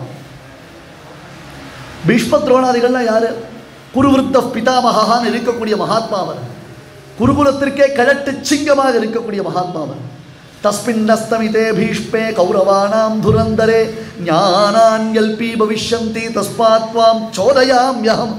பீஷ்மஸ்துதி வியாசர் சொன்னார் மகாபாரதத்தில், தே தர்மபுத்திரா, பீஷ்மர் என்னும் ஞானசூரியன் அஸ்தமித்து விட்டது என்றால் இந்த உலகத்தில் தர்மத்தை பேசுகிறவாலே யாரும் கிடையாது தெரியுமோ. தர்ம சந்தேகம் வந்தால் யார்கிட்ட போய் கேட்கணும்? வாட்டை திங்குன்னு சொல்லாத. நேற்று உபன்யாசத்திலே சொன்னேன், இன்னைக்கு தர்ம சந்தேகம் வந்தால் நாம் எக்ஸ்பெக்ட் பண்ணுற ஆன்சர் வரவர்களும் நாம் தேடிட்டே இருப்போம். இது ஜோசியர்கிட்டையும் போவோம், டாக்டர்கிட்டையும் போவோம், வைதிகார்கிட்டையும் போவோம். நான் எதிர்பார்க்கறது வரணும் அவர்கிட்ட இருந்து, பண்ணால் பரவாயில்ல. உடனே என்ன பண்ணுவான்? ஏபிஎன் சுவாமி சொல்லிட்டாரு, ஊரெல்லாம் பிரச்சாரம் பண்ணுவான். ஏபிஎன் சுவாமி என்ன கான்டெக்ஸ்டில் எதுக்கு எதை சொன்னார்னு யோசிக்க வேண்டாமா? அவர் புஸ்தகம் கூட வர கீதை, நம்ம கீதை ரெண்டு மூணு. ஏபிஎன் சுவாமி என்ன கான்டெக்ஸ்டில் எதுக்கு சுவாமி பின்னாடி நிருசிம்மன் சுவாமி நேர பின்னாடி சுவாமி சன்னதி எதுக்காக எதை சொன்னார் அப்படின்றத தெரிஞ்சுக்க வேண்டாமா? அதை புரிஞ்சுக்கணும். நம்ம அதை நாம் நல்லா புரிஞ்சுக்கணும். அதை புரிஞ்சுட்டு தான் மேற்கொண்டு நாம் அதை வர்த்திக்கணும். அப்போ குருவிருத்த பிதாவாக அப்பேற்பட்ட மகாத்மா ஞானசூரியன் அவர். அடுத்தது ஆச்சாரிய துரோகம் சுவாமி. நாம் பண்ணின துரோகத்திலேயே பெரிய துரோகம் ஆச்சாரிய துரோகம் இல்லையா? குருவுக்கு துரோகம் பண்ணலாமா? வித்தியை உபதேசம் பண்ணினவன் இல்லையா? உபனிஷத் வாக்கியம் சொல்கிறது, முதல்ல அந்தேவாசிய ஆச்சாரியன் எடுத்தது அப்பா அம்மான்றது எல்லாருக்கும் கிடைச்சிருவான், ஆச்சாரியன் எல்லாருக்கும் கிடைக்க மாட்டான். உலகத்தில் அப்பா அம்மா எல்லாருக்கும் கிடைச்சிருவான். அவன் நல்ல அப்பா அம்மாவாக இருப்பான், நல்ல விதமாக நம்மளுக்கு வளர்த்துருப்பா, நல்லாவே அவள் அபிவிருத்தி பண்ணியிருப்பான். எங்கள் அப்பா நிறைய எஜுகேஷன் கொடுத்தாரு எனக்கு, எங்கள் அப்பா நல்ல நான் கேட்டதெல்லாம் வாங்கி கொடுத்தாருன்னு. ஆத்தியாத்ம ஞானம் உனக்கு கிடைச்சதா இல்லையா?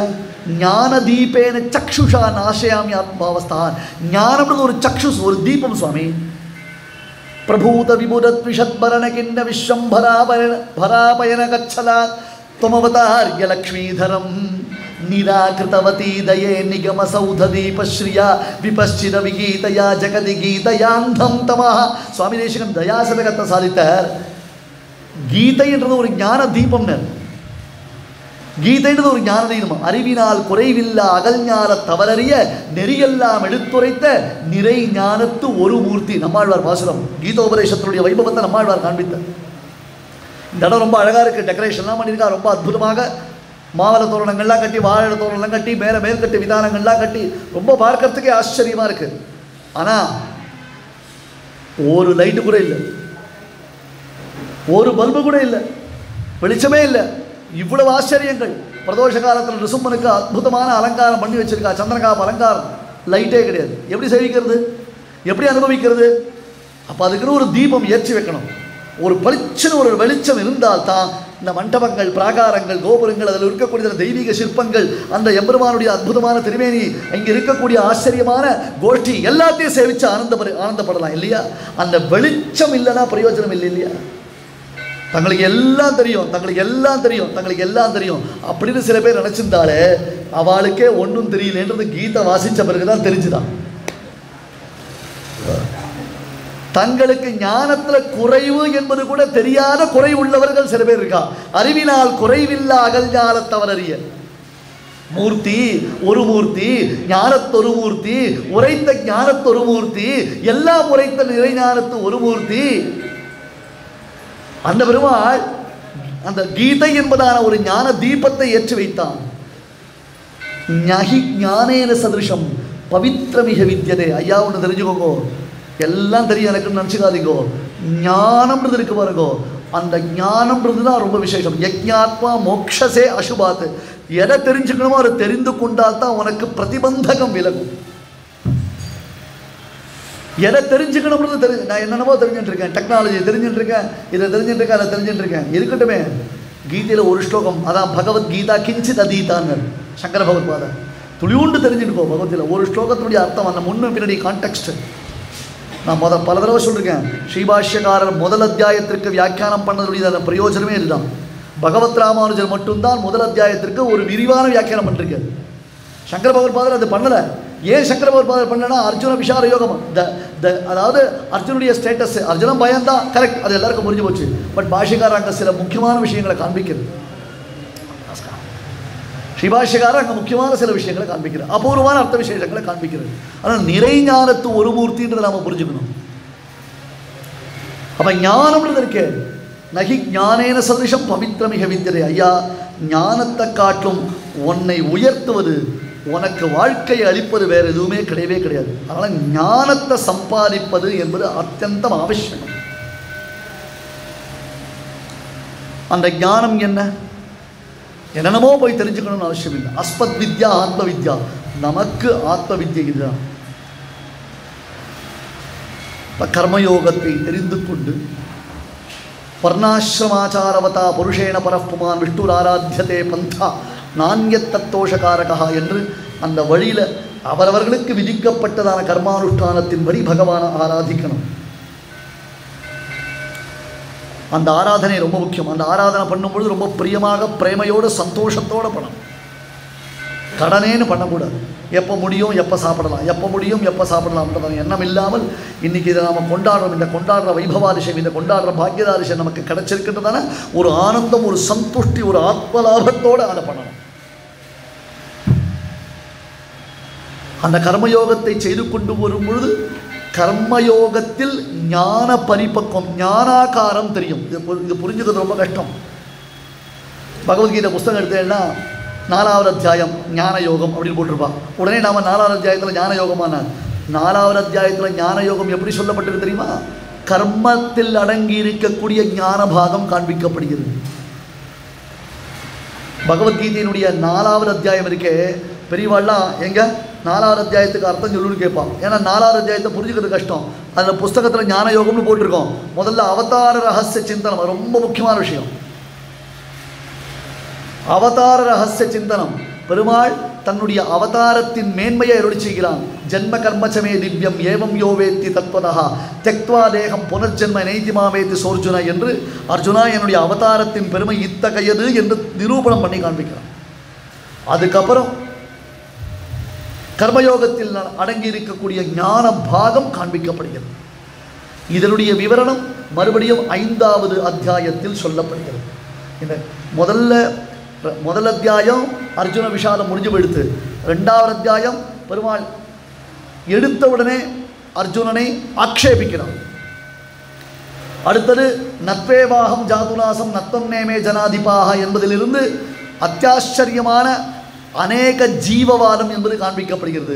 ஜீவாத்மாக்கள் அநேகங்கள் என்பதை காண்பிக்கிறான். பரமாத்மா தானும் சத்தியம், ஜகத்தும் சத்தியம், இந்த ஜீவ வர்க்கங்களும் சத்தியம் என்பதை நிரூபணம் பண்ணும். போக்தா போக்கியம் பிரேரிதாரம் சமத்வா தத்துவத்ரயம் என்பதை கீதை காண்பிக்கிறது.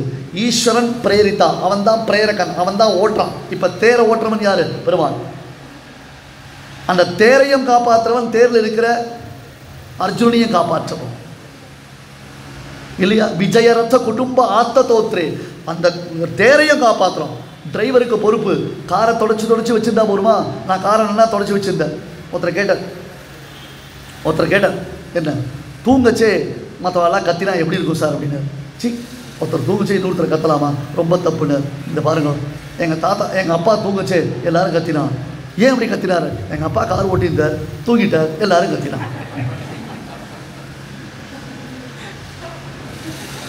எப்படி இருக்கும்? அந்த மாதிரி தேரை தொடச்சி வைக்கிறான், பாலிஷ் போட்டு வைக்கிறான். அதில் கரெக்டாக எல்லாமே உண்டா பார்த்துட்டான்னா அர்ஜுனை விட்டுட்டான்னா பெருமாள். நாகாஸ்திர பிரயோகம் பண்ணான் கர்ணன், பகதத்தன் பிரயோகம் பண்ணான். விசிஷ்டம் பகதத்தேன ததஸ்திரம் சர்வகாதுகம் உரசா தாரயாமாச பார்த்தம் சஞ்சாத்திய மாணவா. பகதத்தன் ஒருத்தன் அர்ஜுனனை கொல்வதற்காக ஒரு அஸ்திரம் வச்சிருந்தான். அந்த அஸ்திர பிரயோகம் பண்ணான் அர்ஜுனனை நோக்கி. அப்படியே ஜொலிச்சுட்டு வருது. அர்ஜுனனுக்கு என்ன பண்ணுறதுன்னு தெரியல. பேபேன்னு மயங்கிட்டான், ஒன்றுமே புரியல. டக்குன்னு கிருஷ்ணன் ஏந்திருந்தான், தன் மார்பில் அந்த அஸ்திரத்தை வாங்கிட்டான். பராசர பட்டர் கேட்டார், அர்ஜுனனை காப்பாற்றுறதுக்காக இவ்வளோ பெரிய காரியம் பண்ணேன், ஆனால் எங்கள் மகாலட்சுமியை கைட்டு விட்டியடாப்பா. எங்கள் பிராட்டி அங்கே தானே இருக்கா, அவளுக்கு ஆபத்து ஆம்பியால இப்படியா விடுவா? என்னமோ கேட்டால் ஆசிரியரை காப்பாற்றுறேன்னு மாரில் வாங்கிட்டியே, அங்கே தானே எங்கள் மகாலட்சுமி தாயார் இருக்கா, அவளுக்கு ஆபத்துன்னு நீ அதை நினச்சிருக்க வேண்டாமான்னு. அது பாரதந்திரியத்துடைய பராக்காட்டு. அப்போ அந்த சாரதிக்கு என்ன பொறுப்பு இருக்குது அப்படின்னு பார்த்தோம்னா, தேரை காப்பாற்றுறது மட்டும் இல்லை, தேரில் அமர்ந்திருக்கக்கூடிய எஜமானனையும் காப்பாற்றணும் இல்லையா? தேகம் இருக்குது, தேகம்ன்றதான் சரீரம், தேகம்ன்றதான் அந்த ரதம். அந்த ரதத்துக்குள்ளே இருக்கிற அர்ஜுனன்றதான் ஆத்மா.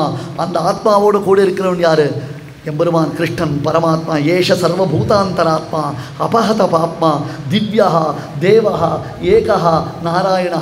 அப்படியே அவனை உணர்ந்து அவனை ரசித்து அவன் நம்மளை ரட்சிக்கிறான்னு தெரிஞ்சிக்காமல் வெளியில் போய் தேடிண்டு சுத்திண்டு என்னமோ பறக்க ஓடிண்டு என்ன பிரயோஜனம்?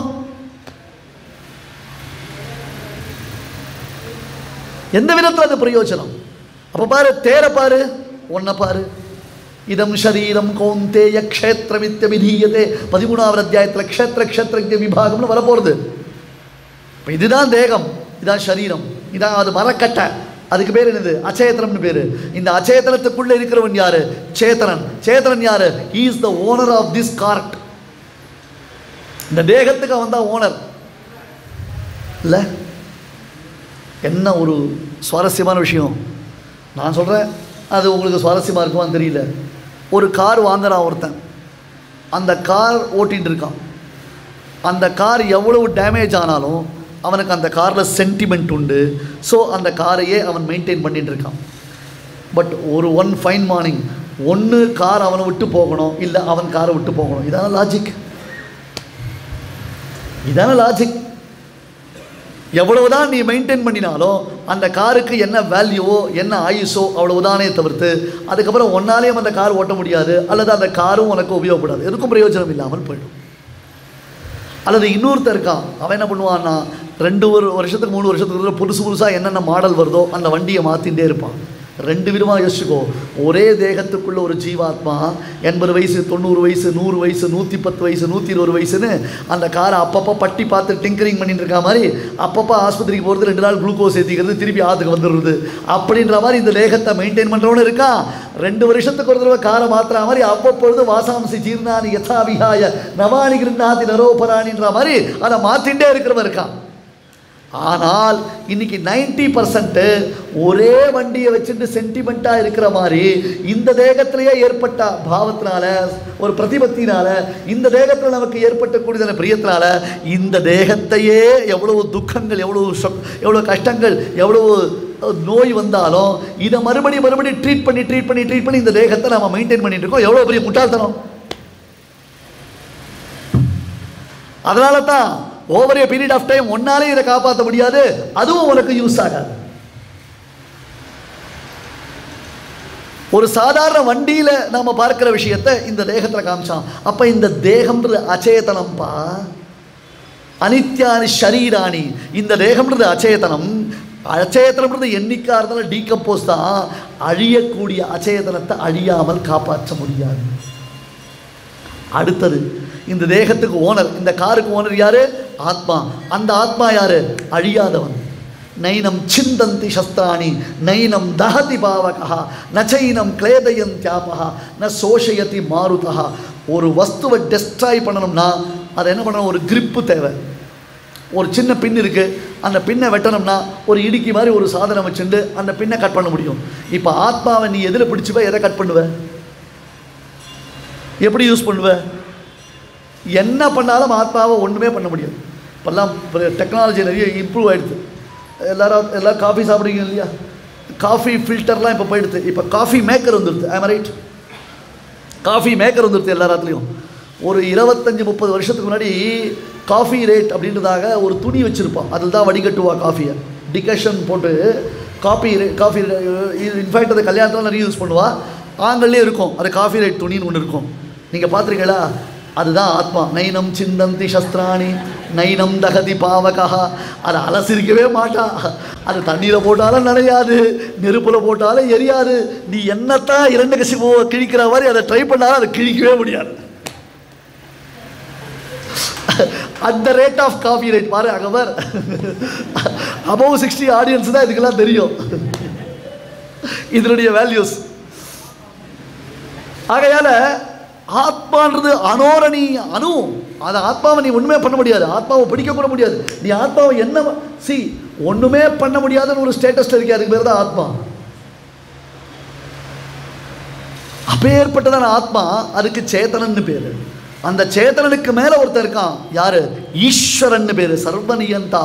நாம நினைச்சுட்டு இருக்கோம் அந்த டிரைவருக்கு நாம சம்பளம் கொடுத்து வச்சுட்டு இருக்கோன்னு. இல்லடா, அந்த டிரைவர் தான் உன்னையும் காப்பாற்றுறான், உன்னுடைய வண்டியும் காப்பாற்றுறான், உன்னுடைய மொத்தம் அவன்கிட்ட தான் ஒப்படைச்சிருக்க. ஞாபகம் இருக்கா? இன்னொன்று தெரியுமா? டிரைவருக்கு மட்டும்தான் எஜமானுடைய மொத்த சீக்ரெட்ஸும் தெரியும்.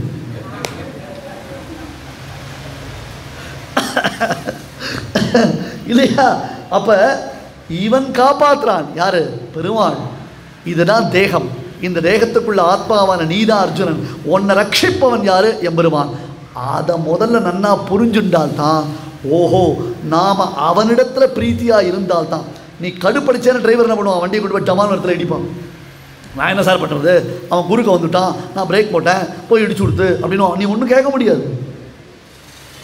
பெருமாள்கிட்ட நீ எவ்வளோக்கு பிரீத்தியாக இருக்கியோ, எவ்வளோக்கு உன்னுடைய அந்த பிரேமையை நீ காண்பிக்கிறியோ, அவனிடத்துல அவன் தான் எஜமானன்றதை நாம் புரிஞ்சுண்டு, நம்முடைய தேகம்ன்றது அழியக்கூடியது.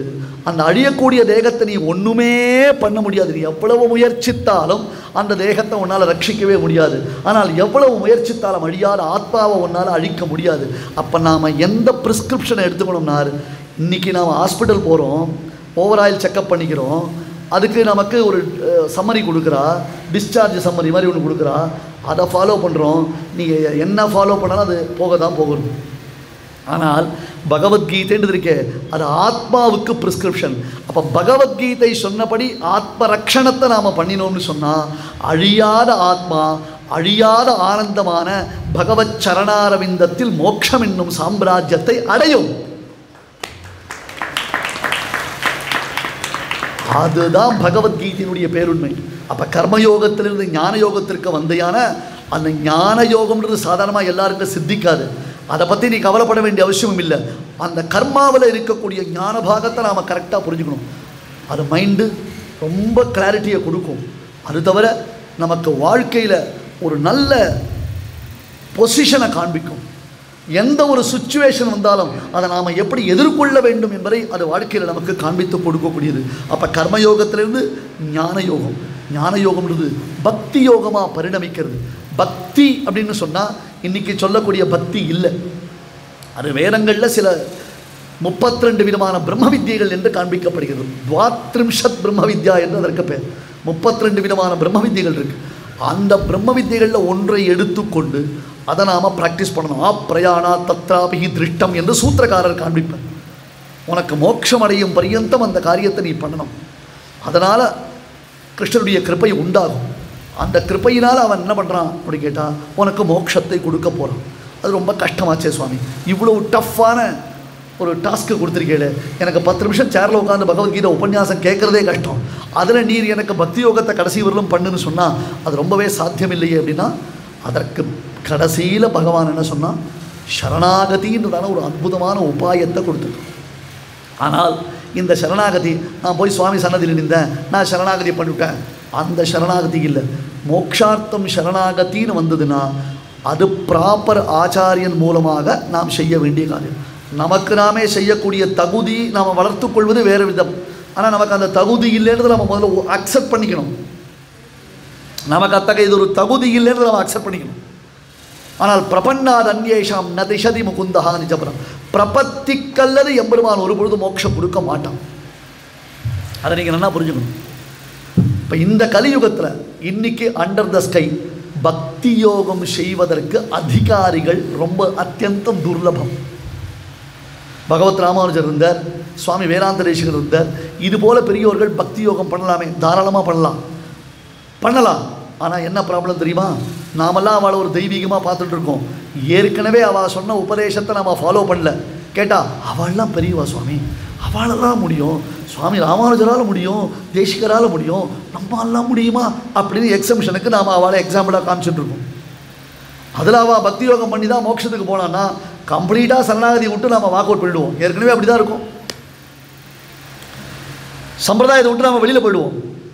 அப்போ ஸ்ரீபாஷ்யக்காரர் ஒரு பங்குனி உத்திர திருநன்னாளில் பெரிய பெருமாளும் பெரிய பிராட்டியாரும் திருவோலக்கத்தில் இருக்கிற அந்த சந்தர்ப்பத்தில் அத்தியாச்சரியமான சரணாகதியை பண்ணி இந்த சரணாகதி சாஸ்திரத்தை லோகத்திற்கு பிரச்சாரம் பண்ண, பகவத்கீதையில் சொல்லாத ஒரு டாப் சீக்ரெட் மேட்டரை கத்தியத்ரயத்தில், சரணாகதி கத்தியத்தில் அதே பகவத்கீதையின் சரமஸ்லோகத்தின் அர்த்த விவரணமாக சுவாமி ராமானுஜர் வெளியிட்டிருந்தார்.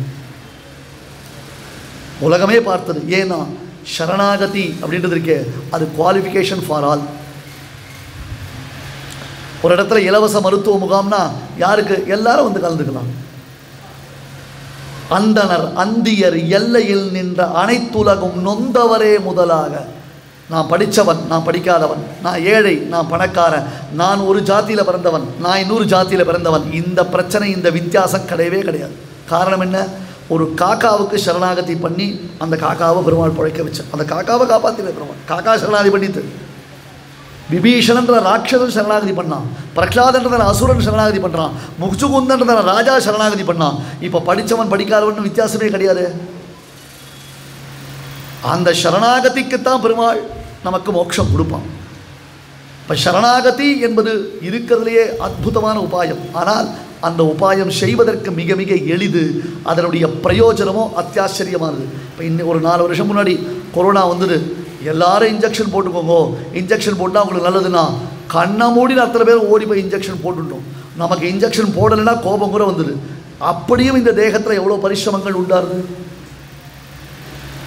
இன்ஜெக்ஷன் போட்டுட்டோம், கொரோனா வரலன்றதான தைரியம் வந்துடுத்து வச்சுப்போமே. அப்படி இருந்தாலும் நாம் ஜாக்கிரதையாக இல்லையா, இன்னொரு தடவை இன்ஜெக்ஷன் போட சொன்னாலும் நம்ம போட்டுப்போம். இல்லை இந்த கொரோனாலேருந்து உன்னை காப்பாற்றிக்கணும், வருஷம் நீ இன்ஜெக்ஷன் போட்டுக்கோனா சரின்னு நாம் சொல்லுவோம். ஆனால் சரணாகத்தின்றது ஒரே ஒரு தடவை தான். சோட்டா ரீசார்ஜ் ஃபுல் டாக் டைம்னு யாரோ சொல்ல செய்யலாம், நம்புறீங்களே?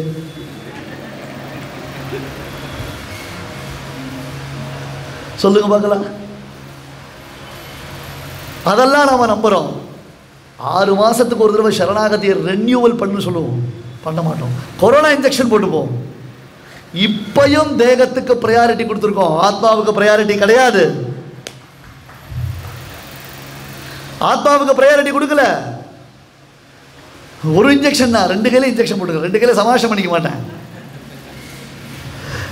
2 கையில இன்ஜெக்ஷன் போட்டுக்கிறேன், பரவாயில்ல சுவாமின்னுவோம். காரணம் என்ன? இன்றைக்கும் நமக்கு உயிர் மேலே பயம், இந்த தேகத்தின் மேலே ஏற்பட்டிருக்கக்கூடிய பிரீத்தி. தேகத்தின் மேலே எப்பொழுது என்னமோ கொடுத்துருக்கான் பெருமாள், இது எவ்வளோ நாள் வச்சுருக்க போகிறோமோ, மின்னின் நிலையில் மண்ணுயிராக்கிகள் எவ்வளோ நாள் இருக்க போகிறோமோ தெரியாது, எப்படி இருக்க போகிறோமோ தெரியாது. நாம் மற்றவர்கள்லாம் பார்த்தா நம்முடைய கதி, நம்முடைய காலம் கடைசி காலத்தில் எப்படி இருக்குமோ, யார் நம்மளை பார்த்துப்பாளோ, எதுக்குமே கேரண்டி கிடையாது. அப்போ ஒரு வைராக்கியம் வரணும். அதுதான் நகி ஞானேன சதிருஷம்னு சொல்கிறேன், அந்த வைராக்கியம் ஏற்படணும். தேகத்தில் எவ்வளவு, தேகத்தினுடைய பற்றுதல் எவ்வளோ, பகவத் கைங்கரியம். இன்றைக்கி கோவிலுக்கு வந்தோம், பெருமாளை சேவித்தோம், பெருமாளை அள்ள பண்ணோம், கோவிலை பெருக்கினோம், 4 கோலம் போட்டோம், இல்லை பெருமாளுக்கு 2 குடம் தீர்த்தம் கொண்டு வந்து சமர்ப்பித்தோம், 4 புஷ்பங்களை தொடுத்தோம். அந்த ஒரு கைங்கரியத்திற்காக, சக்தி சாமர்த்தியத்திற்காக இந்த தேகத்தை கொடுத்துருக்கான். அதுக்கு மேலே இதில் ஓவர் எக்ஸ்பெக்டேஷன் கிடையாது. அதை அட்லீஸ்ட் சாட்டர்டே சண்டே வந்து போகிறதுக்கு, ஒரு கைங்கரியம் பண்ணுறதுக்கு மீறி 5 நாள் உத்தியோகம் கொடுத்துருக்கான். அந்த உத்தியோகம்ன்றது பகவத் ஆராதனத்திற்காகத்தான். இந்த கேள்வி வருது பகவத்கீதையில், அர்ஜுனன் கேட்குறான், நீ எல்லாம் சொல்கிறத பார்த்தா நாங்கள்லாம் உத்தியோகத்துக்கு போகக்கூடாது, இல்லை வேலைக்கு போகக்கூடாது, வீட்டிலே உட்காந்துருக்கணும், இல்லை கோவிலாக வந்து உட்காந்துருக்கணும், அதுதானே நீ எக்ஸ்பெக்ட் பண்ணுறேன்னா? இல்லைன்ட்டா பெருமாள். நன்னா உத்தியோகம் பண்ணு, நன்னா சம்பாதி, நன்னா சௌக்கியமாக பொண்டாட்டி பிள்ளைகளை காப்பாற்று, யாரும், அது தர்மம், அது தர்மம். அந்த தர்மத்தை நீ பரிபாலனை பண்ணும், அந்த தர்மத்தை நீ பரித்தியாகம் பண்ணக்கூடாதுன்ட்டான் பெருமாள். ஆனால் அதுதான் எல்லான்னு நினச்சின்னு உட்காந்துக்காது. There must be some limitation. அதுதான் எல்லாரும் சொல்லி உட்காந்துக்காரு, அப்படி இருக்கக்கூடாது, அது சரியில்லை என்று பரமாத்மா உபதேசம் பண்ணுறான். இப்போ இதெல்லாம் ஓவர் கன்ஃபியூஷனில் இருக்கேன், கடைசியில் என்ன பண்ணணும் சொல்லுனார்? என்னிடத்தில் சரணாகதி பண்ண, என்னிடத்தில் சரணாகதி பண்ணு, நான் பார்த்துக்கிறேன்டா. ஏண்டா யார் யாரையோ நான் பார்த்துக்கிறேன்னு கையில் மாரில் கை வச்சு சொல்லச்சே அதெல்லாம் நம்புகிற பெருமாள் தொட்டுக்காட்டின திருமேனி பிள்ளைலோகாச்சாரியார் வர்ணிப்பர். கையில் பிடித்த ஒழுவுகோலும் சேனாதூளி தூசரிதமான திருக்குடல் கச்சைகளும் தேருக்கு கீழே நாச்சின திருவடிகளுமாய் சாரத்திய வேஷத்தோടെ நிற்கும் நிலையை அருளி செய்கிறார். மாம் அகம் என்று சரணாகதி சூர்ணிக பிள்ளைலோகாச்சார சுவாமி சாதிப்பார். எப்படி சொல்கிறாரு?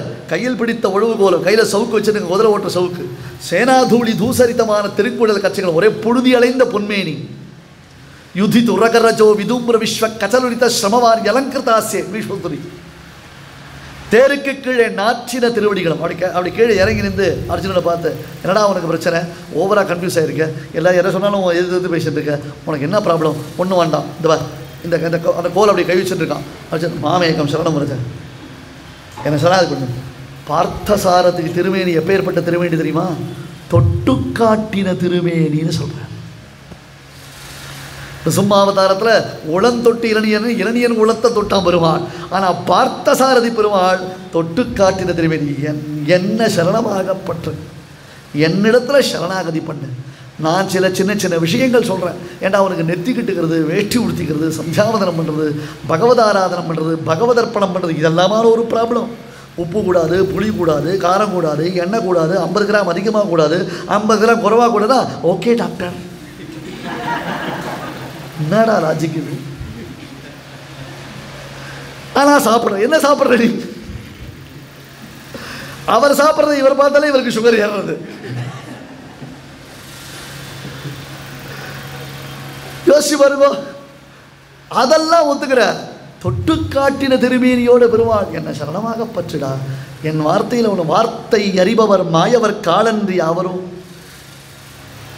என் வார்த்தையில் நம்பிக்கையில் அவன் வார்த்தையிலே நம்பிக்கை நமக்கு உலகத்தில் வரலன்னா வேற யார் சொல்லி நாம் கேட்க போகிறோம்? இல்லை வேற யார் நமக்கு இவ்வளவு ஹீதமாக சொல்ல போகிறான்? வேற யார் உடம்பு முழுக்க அம்புல தைச்சு உட்காந்து அவன் வாங்க வேண்டிய அடியெல்லாம் இவன் வாங்கிட்டு உட்கார்ந்து உபதேசம் பண்ணுவான். காரை அப்படியே தூக்கி போட்டு போயா சத்தான்ட்டு போயிட்டு சல்லியசாரத்தியம் பண்ணிட்டு போயிட மாட்டானோ. போயா சத்தான், நீ அடி வாங்கிறதுக்கு நானாக கடிச்சேன், உனக்கு வந்து வாய்ச்சனே நான் அப்படின்னு சொல்லிட்டு போயிட மாட்டணும். என்ன சௌலபியம், எப்பேற்பட்டதான ஒரு காருண்யம். இந்த லோகத்தை திருத்தறதுக்காக அவனை அவதரித்து செய்யும் ஆணை தொழில்கள்னு அவன் அவதாரம் பண்ணி இவ்வளவு கிருப்பையோடு நமக்கு உபதேசம் பண்ணச்சே அந்த பகவத்கீதையும் புரியல, பகவத்கீதை சொன்ன எம்பெருமானுடைய மேன்மையும் புரியல, பகவத்கீதையுடைய கான்செப்டும் புரியலன்னா என்ன வாழ்க்கை நாம் வாழ்ந்துட்டுருக்கோம்? என்ன வாழ்க்கை? மனுஷரூபேன மிருகாச்சரந்தி. மனுஷரூபத்தில் நம்ம பசுபக்ஷி மிருகாதிகள் போல இருந்துட்டு இருக்கவே தவிர்த்து ஒரிஜினலாக ஹியூமன்ஸ் அப்படின்னு நம்ம சொல்ல முடியாது. ஒன்னா ஹியூமர்ஸ்ன்னு சொல்லிக்கலாம். நம்மளை பார்த்து எல்லாரும் சிரிப்பாக சிரிச்சுட்டு இருக்கான். அத்தகைய பகவத்கீதையினுடைய பெருமை அத்தியாச்சரியமாக நமக்கு ஸ்ரீபாஷ்யக்காரர் உள்ளங்கை நெல்லிக்கனி போல எடுத்து காமிச்சிருக்கார். நம்ம ஸ்ரீபாஷ்யக்காரர் மட்டும் ஞான தீபம் ஏற்றலைன்னா நமக்கு இதெல்லாம் விஷயம் புரியவே புரியாது. அனுதினம் அனபாய ஸ்நேகதத்தாவசேகைஹி சுமதிபிரனுபாவ்ய சோபனாயாம் தசாயாம் சரணமுபகதானாம் பிரீணனார்த்தம் பவத்பிஹி பவகலுஷ நிஷீதே பாவிதோ பாஷ்யதீபா. சம்சாரம்ன்றதான இருள தவிக்கக்கூடிய நமக்கு ஏற்றி வைத்த விளக்கு ஸ்ரீபாஷ்யக்காரருடைய ஞானோபதேசம் என்னும் விளக்கு. எங்கள் பாஷ்யக்காரர் ஏற்றி வைத்த விளக்குன்னு சுவாமி தேசிகன் கொண்டாடுறார். தேசிகன் ஸ்ரீபாஷ்யக்காரரை தலையில் தூக்கி வச்சு அப்படி கொண்டாடுறோம். எங்கள் பாஷ்யக்காரர்லாம் ஏதியா சம்பிரதாயம்னு கேட்குறோம். சரணம் உபகதானாம் பிரீணனார்த்தம் பவத்பிஹி பவகலுஷ நிஷீதே பாவித்தோ பாஷ்யதீபா. சரணாகதி பண்ணுவோம். ஆச்சாரியந்திரவடியில் போய் எனக்கு ஒன்றும் தெரியல, சிஷ்யஸ்தேகம் ஷாதிமாம் தாம்பரம், எனக்கு ஒன்றும் புரியல சுவாமி, நான் ஒன்றுமே புரியாமல் உட்காந்துருக்கேன், உங்ககிட்ட வந்துவிட்டேன், நீர் ஏதாவது எனக்கு நல்லது பண்ணும், என்ன பண்ணணுமோ அதை பண்ணும், நீர் என்ன பண்ணாலும் அது நல்லது, ஏதாவது நல்லது பண்ணு கேட்கல, உங்ககிட்ட வந்தாச்சு என்னை காப்பாற்றும்னா அந்த பாஷ்யக்கார தன்னிடத்தில் சரணாகதி பண்ண அத்தனை பேருக்கும் இந்த ஞான தீபமான பாஷ்ய தீபத்தை ஏற்றி வைத்தார். அதனால தான் அவருக்கு மட்டும்தான் பாஷ்யக்காரர்னு பேர். இது பேருக்குலாம் பாஷ்யக்கார பேர் இல்லையே. நம்ம பாஷ்யக்காரனா யார்? பாஷ்யக்காரர் ஸ்ரீபாஷ்யக்காரர் சுவாமி தேசிகன் சுவாமி ராமானுஜர் தான் ஸ்ரீபாஷ்யக்காரர் நம்ம கொண்டாடும். பவகலுஷ நிஷீதே பாவித்தோ பாஷ்ய தீபா. அவர் மட்டும் நமக்கு ஞான தீபத்திற்கு இதை இந்த வியாக்கியானங்கள் கொடுக்கலைன்னா சரணாகதியும் கிடையாது, நமக்கெல்லாம் மோட்சத்துக்கு வாய்ப்பே கிடையாது. இவ்வளவு பெருமை இந்த கீதைக்கு இருக்கு, ஸ்ரீபாஷ்யக்காரருக்கு இருக்கு. யதிபதியின் மத மகிமை இது. யதிபதியின் மத மகிமை, யதிபதியான ஸ்ரீபாஷ்யக்காரன் சம்பிரதாயம் பெயர் இது, சம்பிரதாயத்துடைய மேன்மை இது. அதனால கீதைனா என்ன, சம்பிரதாயம்னா என்ன, அந்த சம்பிரதாயத்தில் நம்முடைய பூர்வர்கள் எப்படியெல்லாம் நமக்கு வழிகாட்டி இருக்கிறார்கள் என்பதை நாம் உணரணும், அந்த வழியில் நடக்கணும். அதுதான் பிரார்த்தனை. திருக்கள்ளம் சுவாமி போன்ற மகான்கள் இதற்காகவே தங்களுடைய ஜீவனத்தை அவர்கள் பிரயோகித்துக் கொண்டார்கள், தங்களுடைய ஜீவனத்தை செலவிட்டார்கள். தெரித்தெழுதி வாசித்தும் கேட்டும் வணங்கி வழிபட்டும் போஷித்தும் போக்கினேன் போதுன்றதாக எப்பொழுதும் அவளுக்கு காலக்ஷேபம் தான் சுவாசம். அதை சொல்லிட்டு 58 வயசுக்குள்ள 12 ஆவர்த்தி ரகசிய திரேசாரம் இமேஜினே பண்ண முடியாது. 30 ஆவர்த்தி கீதா பாஷ்யம், 4 ஆவர்த்தி ஸ்ரீபாஷ்யம், எப்படியெல்லாம் காலக்ஷேபம் சொல்லியிருப்பான். அவள் குடும்பத்தில் யார் ரட்சித்தா, எப்படி அந்த குடும்பத்தில் அவள் கலந்துண்டா, எல்லாத்தையும் பேலன்ஸ் பண்ணி லௌகிகம் வைதிகம் ரெண்டுத்தையும் பேலன்ஸ் பண்ணணும். அதுதான் பகவத்கீதை நமக்கு உபதேசம் பண்ணுறது. இதை விட்டுட்டு அதை வா, அதை விட்டுட்டு இது வான்னு சொல்லலை, ரெண்டுத்தையும் பேலன்ஸ் பண்ண சொல்கிறது, சொல்லி தருது நமக்கு. எப்படி அந்த டிட்டாச்சு அட்டாச்மெண்ட் அப்படின்றத காண்பிக்கிறது நமக்கு. அந்த மாதிரி மகான்கள்லாம் இருந்தால் அடியெல்லாம் பிரத்யட்சமாக பார்த்துருக்கேன். ஒரு புஷ்பம் பறிக்கிற மாதிரி அந்த சுவாமி பரமபரிச்சுட்டேன். எங்கள் சுவாமி புருஷ சுவாமி, திருக்கள்ள சுவாமி, இவெல்லாம் ஒரு செகண்ட் அந்த பெருமான் ஒரு செகண்ட் அப்படி எடுத்து புஷ்பம் பறிக்கிற மாதிரி மார்வலிக்கிறதுல அப்படி சாய்ச்சார். அவ்வளோதான் பரமபரிச்சுட்டேன், அவ்வளோதான் பூ பறிக்கிற மாதிரி அந்த சுவாமி பரமபரிச்சுட்டேன். அந்த மாதிரி மகான்களுடையதான சரித்திரங்கள், முதல்ல அவளுடைய சரித்திரங்களை வாசிக்கும். அடிக்கடி சொல்கிறது முதல்ல என்ன தெரியும், சரித்திரங்களை வாசிக்கும். நம்ம ஏபிஎன் சுவாமி யூடியூப் சேனலில் திருக்கள்ள சுவாமி சரித்திரம்லாம் இருக்குது, அதெல்லாம் முதல்ல தெரிஞ்சுக்கணும். அவெல்லாம் எவ்வளவு பெரியவர்கள், ரோல் மாடல். இன்றைக்கி தொப்பி கைட்டி போட்டுக்கிறவன், பேட்டை தூக்கிட்டு போகிறவன், 2 6 அடிச்சா ஊரு கத்துறது, 124 டிசிபிளில் உட்காந்து தூக்கி வைக்கிறது, இதெல்லாம் ரோல் மாடல் இருக்கலாம். ஒரு ஃபன், ஒரு ஜாய், ஓகே ஃபைன். இவாள்லாம் இந்த பெரியவாள்லாம் நமக்கு ரோல் மாடல். அடியனை போன்றவர்களுக்கு அதுதான் லௌகிகத்தை எப்படி பேலன்ஸ் பண்ணணும், வைதிகத்தை எப்படி பேலன்ஸ் பண்ணணும். அரியா காலத்துள்ளே அடிமைக்கண் அன்பு செய்வித்துன்னு நான் சின்ன பையனாக இருக்க 6-7ஆம் கிளாஸ் படிக்க சுவாமி வர வச்சுட்டார். அந்த வயசுலேருந்து அவள் அது வரலும் அவள் கூட பழகியிருக்கோம். அதுக்கப்புறம் எங்கள் திருக்கள்ள சுவாமி, அப்புறம் பெருக்கரண சுவாமி, இது ஒரு பெரிய மகான்கள்லாம் கூட இருந்திருக்கோம். அதனால்தான் இன்றைக்கி இந்த சபையில் உட்கார முடியாது. பெரியவாளை பார்த்து நம்ம ஒதுங்கி ஒதுங்கி ஒதுங்கி போனோம்னா நமக்கு ஒரு பிரயோஜனம் கிடையாது, வாழ்க்கையும் பிரயோஜனம் இல்லை, அதுவும் நமக்கு பிரயோஜனம் இல்லாமல் போயிடும். அதனால் இந்த பகவத்கீதையை சொல்லுவதற்கு 2 நாட்கள் ஒரு சந்தர்ப்பம் கிடைச்சதுன்னு சொன்னால் அந்த மகானுடைய ஒரு அனுகிரக விசேஷம், அவரால் அடியனுக்கு ஏற்படுத்தி வைத்ததான ஞான தீபம். அதுக்கு பிறகு எங்கள் ஆச்சாரியர் புருஷ சுவாமி இடத்துல காலக்ஷேபம் நான் பண்ணினேன். அதனால் கிடைச்ச ஒரு ஞானம் தான் ஒன்றும் சந்தேகம் கிடையாது. சொந்த சரக்குன்றது எதுவுமே கிடையாது, சொந்தமாக சொல்கிறதுக்கு வாய்ப்பு கூட கிடையாது. அவள் போட்ட பிச்சை அதெல்லாம் சொல்லிக்கிறதுலாம் அடி எனக்கு ப்ரௌடு தான், அதெல்லாம் சந்தேகமே கிடையாது. அப்படி ஒரு பாக்கியம் கிடைச்சிருக்கு. அதில் இந்த வருஷம் என்ன சுவாமியினுடைய 100வது நட்சத்திரத்தில் புஸ்தகங்களும் ரிலீஸ் பண்ணியிருக்கோம். பெரிய விசேஷம் அது. அந்த புஸ்தகங்கள் பகவத்கீதை ராமானுஜ பாஷ்யத்தின்படியாக மூல புஸ்தகம். கார்த்தால சில பேர் புஸ்தகம் கேட்டால் ஒரு செட்டு தான் இன்னும் கையில் இருக்குது. 800 rupees இங்கிலீஷ் பகவத்கீதை, திருக்கள்ள சுவாமியினுடைய கமெண்ட்ரி, தமிழ் கமெண்ட்ரியினுடைய இங்கிலீஷ் அனுவாதம். அது புஸ்தகம் வேணும்னா வாங்கிக்கோங்க. அதே மாதிரி மூல புஸ்தகம் சம்ஸ்கிருதம் யாருக்கு வேணுமோ தரேன், ஃப்ரீ தான். அது கன்னடா யாருக்கு வேணுமோ தரேன், ஃப்ரீ தான். ஆனால் அதை உபயோகப்படுத்தணும், அதை உபயோகப்படுத்தணும். வெறுமை உபயோகப்படுத்தாமல் கையில் வச்சுன்னு நான் வாங்கிக்கிறேன்றதாக சொல்லிட்டு இருக்கக்கூடாது. அதை உபயோகப்படுத்துறதுக்கு தயாராக இருந்தால் அந்த புஸ்தகத்தை அடியன் தரேன். இப்போ இந்த உபன்யாச காரியக்கிரமம் பூர்த்தியாகுது. நம்ம கிருஷ்ணன் சன்னதியில் எத்தனையோ நடக்கிறது. அதுலேயும் பெரிய மாஸ்டர் ஸ்ட்ரோக்குன்னா பாதுகா சகஸ்ர மகோத்சவம் இந்த கிருஷ்ணன் சன்னதியில் விசேஷமாக நடந்துட்டுருக்கு. அந்த ஒரு வைபவத்திலையும் இங்கே இருக்கக்கூடியதான பாகவதோத்தமானுடைய பரிபூர்ணதான கிருப்பையினாலேயும் பிரீத்தி விசேஷத்தினாலேயும் அடிக்கடி இப்போ மெட்ராஸ்லாம் கூட அடியன் உபன்யாசம் பண்ணுறதை குறைச்சிட்டேன். அதனால் இங்கே பெங்களூருக்கு வந்து தான் உபன்யாசம் நிறைய பண்ணிட்டுருக்கு. ஆனால் அந்த ஒரு பிரீத்தி விசேஷத்தினால் இங்கே நடந்துட்டுருக்கு. அதை பூர்த்தி பண்ணி வைக்கணும். இன்னும் மேலும் மேலும் பாகவதோத்தமர்கள் வந்து இதில் கலந்துக்கணுன்றதாக சொல்லி பிரார்த்தித்து கொண்டு வாழியணிதோ புல்வரடிகமாந்தாசிரியன் வாழியவன் பாராரவிந்த மலர் வாழியவன் கோதிலாத்தாள் மலரை கொண்டாடி கொண்டிருக்கும் தீதிலா நல்லோர் திரள். உட்கார், ஒரு 5 நிமிஷம் உட்காருங்கள். அப்படியே உட்காந்து भाविताकाय तोत्तवेत्रैकपाणये ज्ञानमुद्राय कृष्णाय गीतामृतर्पे नमः. ஸ்ரீமதியான ஸ்ரீமன் நாராயணனுடைய அனுகிரக விசேஷத்தினால 2 நாள் இந்த கோஷ்டியில் சுவாமிகளுடைய உபன்யாசத்தை கேட்டிருக்கோம். ரொம்ப நாளாக இருந்தது பகவத்கீதா பிரவச்சனம், பகவத்கீதா பாராயணம் பண்ணணும் என்பதாக பெரியவர்களுடைய திருவுள்ளம் இருந்தது. இன்றைக்கி நமக்கு அந்த சௌபாகியகரமான தேதி ஏற்பட்டது. ரொம்ப விசேஷமாக கீதா சாரம் பகவத்கீதையில் கண்ணபிரான் எந்த விஷயத்தை சாதிச்சிருக்கானோ அந்த விஷயத்தை ஆதாரமாக வச்சுண்டு பாஷக்காரனுடைய பாஷ்யம், சுவாமி தேசிகனுடைய பாஷ்யம் இத்தியாதிகள்லாம் அந்த விஷயத்தை ரொம்ப அற்புதமாக சுவாமி சாதித்தார். அதில் அர்ஜுன விஷாத யோகம் என்பது ரொம்ப முக்கியம். நம்மளுடைய வாழ்க்கை, நம்மளுடைய நிலைமையை காட்டுறது. அர்ஜுனன் எந்த நிலைமையில் இருந்தாலும் நம்ம வாழ்க்கையிலும் நாங்கள் அந்த நிலைமையில் இருக்கோம் அப்படின்னு அனுபவித்து சொன்னார். உபன்யாசம் பண்ணுறதுக்கு முன்னாடி கேட்டார், சொன்னார் என்னடா பண்ணுறது, என்ன பிரச்சனை பண்ண. ஆனால் இத்தனை நாள் கேட்ட உபன்யாசத்தில் இது பெஸ்ட்டு இதுதான். ரொம்ப அற்புதமாக இருந்தது. ஒரு மாதிரி ஆரம்பத்திலேயே ஒரு லூஸ் பம்ப்ஸ் அப்படின்னு சொல்கிற மாதிரி ரொம்ப வருஷமாக இருந்தது, ரொம்ப விசேஷமாக இருந்தது. அதாவது இந்த காலகட்டத்தில் நாங்கள் பண்ணுற அட்டூழியங்கள்லாம் ரொம்ப விசேஷமாக சாதித்தார். அந்த ஆஸ்பத்திரிக்கு நாங்கள் செலவழிக்கிறோம், புரோகிதர்களுக்கு கொடுக்கறதுக்கு அப்படி பார்க்குறோம்.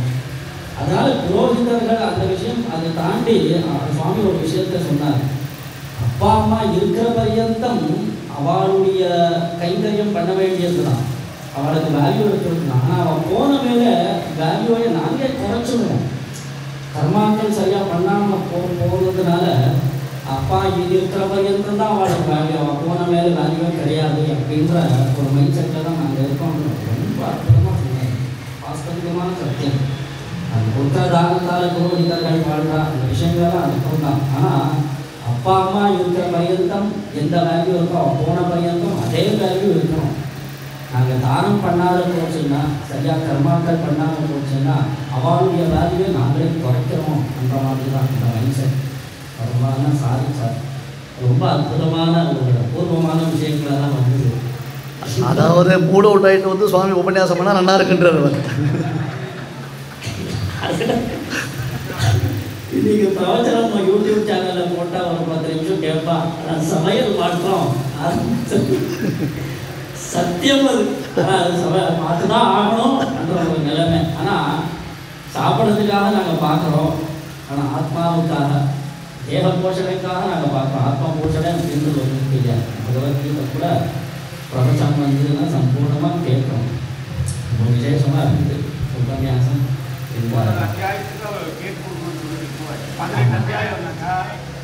ஆமாம்,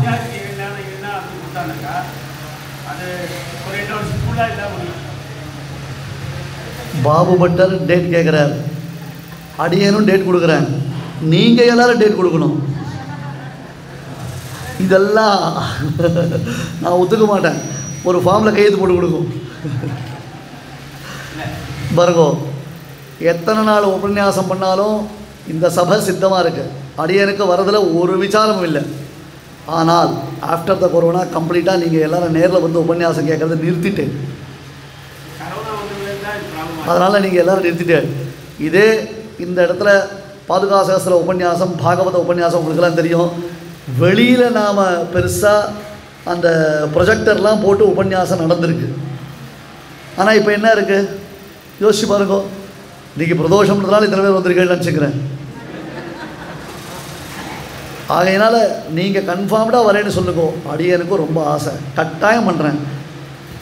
ஒரு 18 அத்தியாயத்தை தனவடங்க சொல்கிறேன், கட்டாயம் சொல்கிறேன். அதில் ஒன்றும் சந்தேகமே வேண்டாம். நம்ம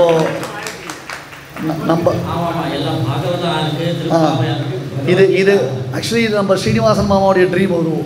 ஏன்னா அவர் அப்போ தேசிதபால பாகவதம் முடிக்கச்சேவே அடுத்தது பகவத்கீதை ஆரம்பிச்சிடும் அப்படின்னாரு. நான் அந்த சமயத்தில் ராமாயணம் டோம்பில்லியில் சொல்லியிருந்தேன் இல்லையா, டோம்பில்லியில் ராமாயணம் சொல்லியிருந்தேன் அப்போ. ஆனால் அதை முடிக்கல மாமான்னு. அப்போ பகவத்கீதை ஆரம்பிக்கணும்னு கடைசியில் அப்புறம் பண்ண முடியல. அதனால் பகவத்கீதை இங்கே சொல்லணுன்றது அவருடைய திருவுள்ளம், பாவப்பட்டருடைய திருவுள்ளம், கிருஷ்ணனுடைய திருவுள்ளம். நம்ம கிருஷ்ணன் யார் சன்னதியில் பகவத்கீதை சொல்லணும்? கிருஷ்ணன் சன்னதியில் தான் சொல்லணும். நான் கட்டாயம் சொல்கிறேன், நீங்கள் எல்லாம் கட்டாயம் வருவேன்னு சொல்லுங்க, நான் நிச்சயம் பண்ணுறேன், சந்தேகமே வேண்டாம். ஒரு மாதம் முன்னாடியே உங்களுக்கு டேட் அனௌன்ஸ் பண்ணுறோம், அதுலேயும் விசாரம் இல்லை. அதான் அதனால தான் இன்றைக்கி திருக்கள்ள சுவாமியினுடைய கீதா யஜ்ஞம் இங்கே நடந்தது. மூலபாராயணம் முழுக்க நாம் இங்கே பண்ணினோம். அந்த ஒரு அனுக்கிரக விசேஷம். இதை தொடக்கம்னு வச்சுக்கோங்க நீங்கள்.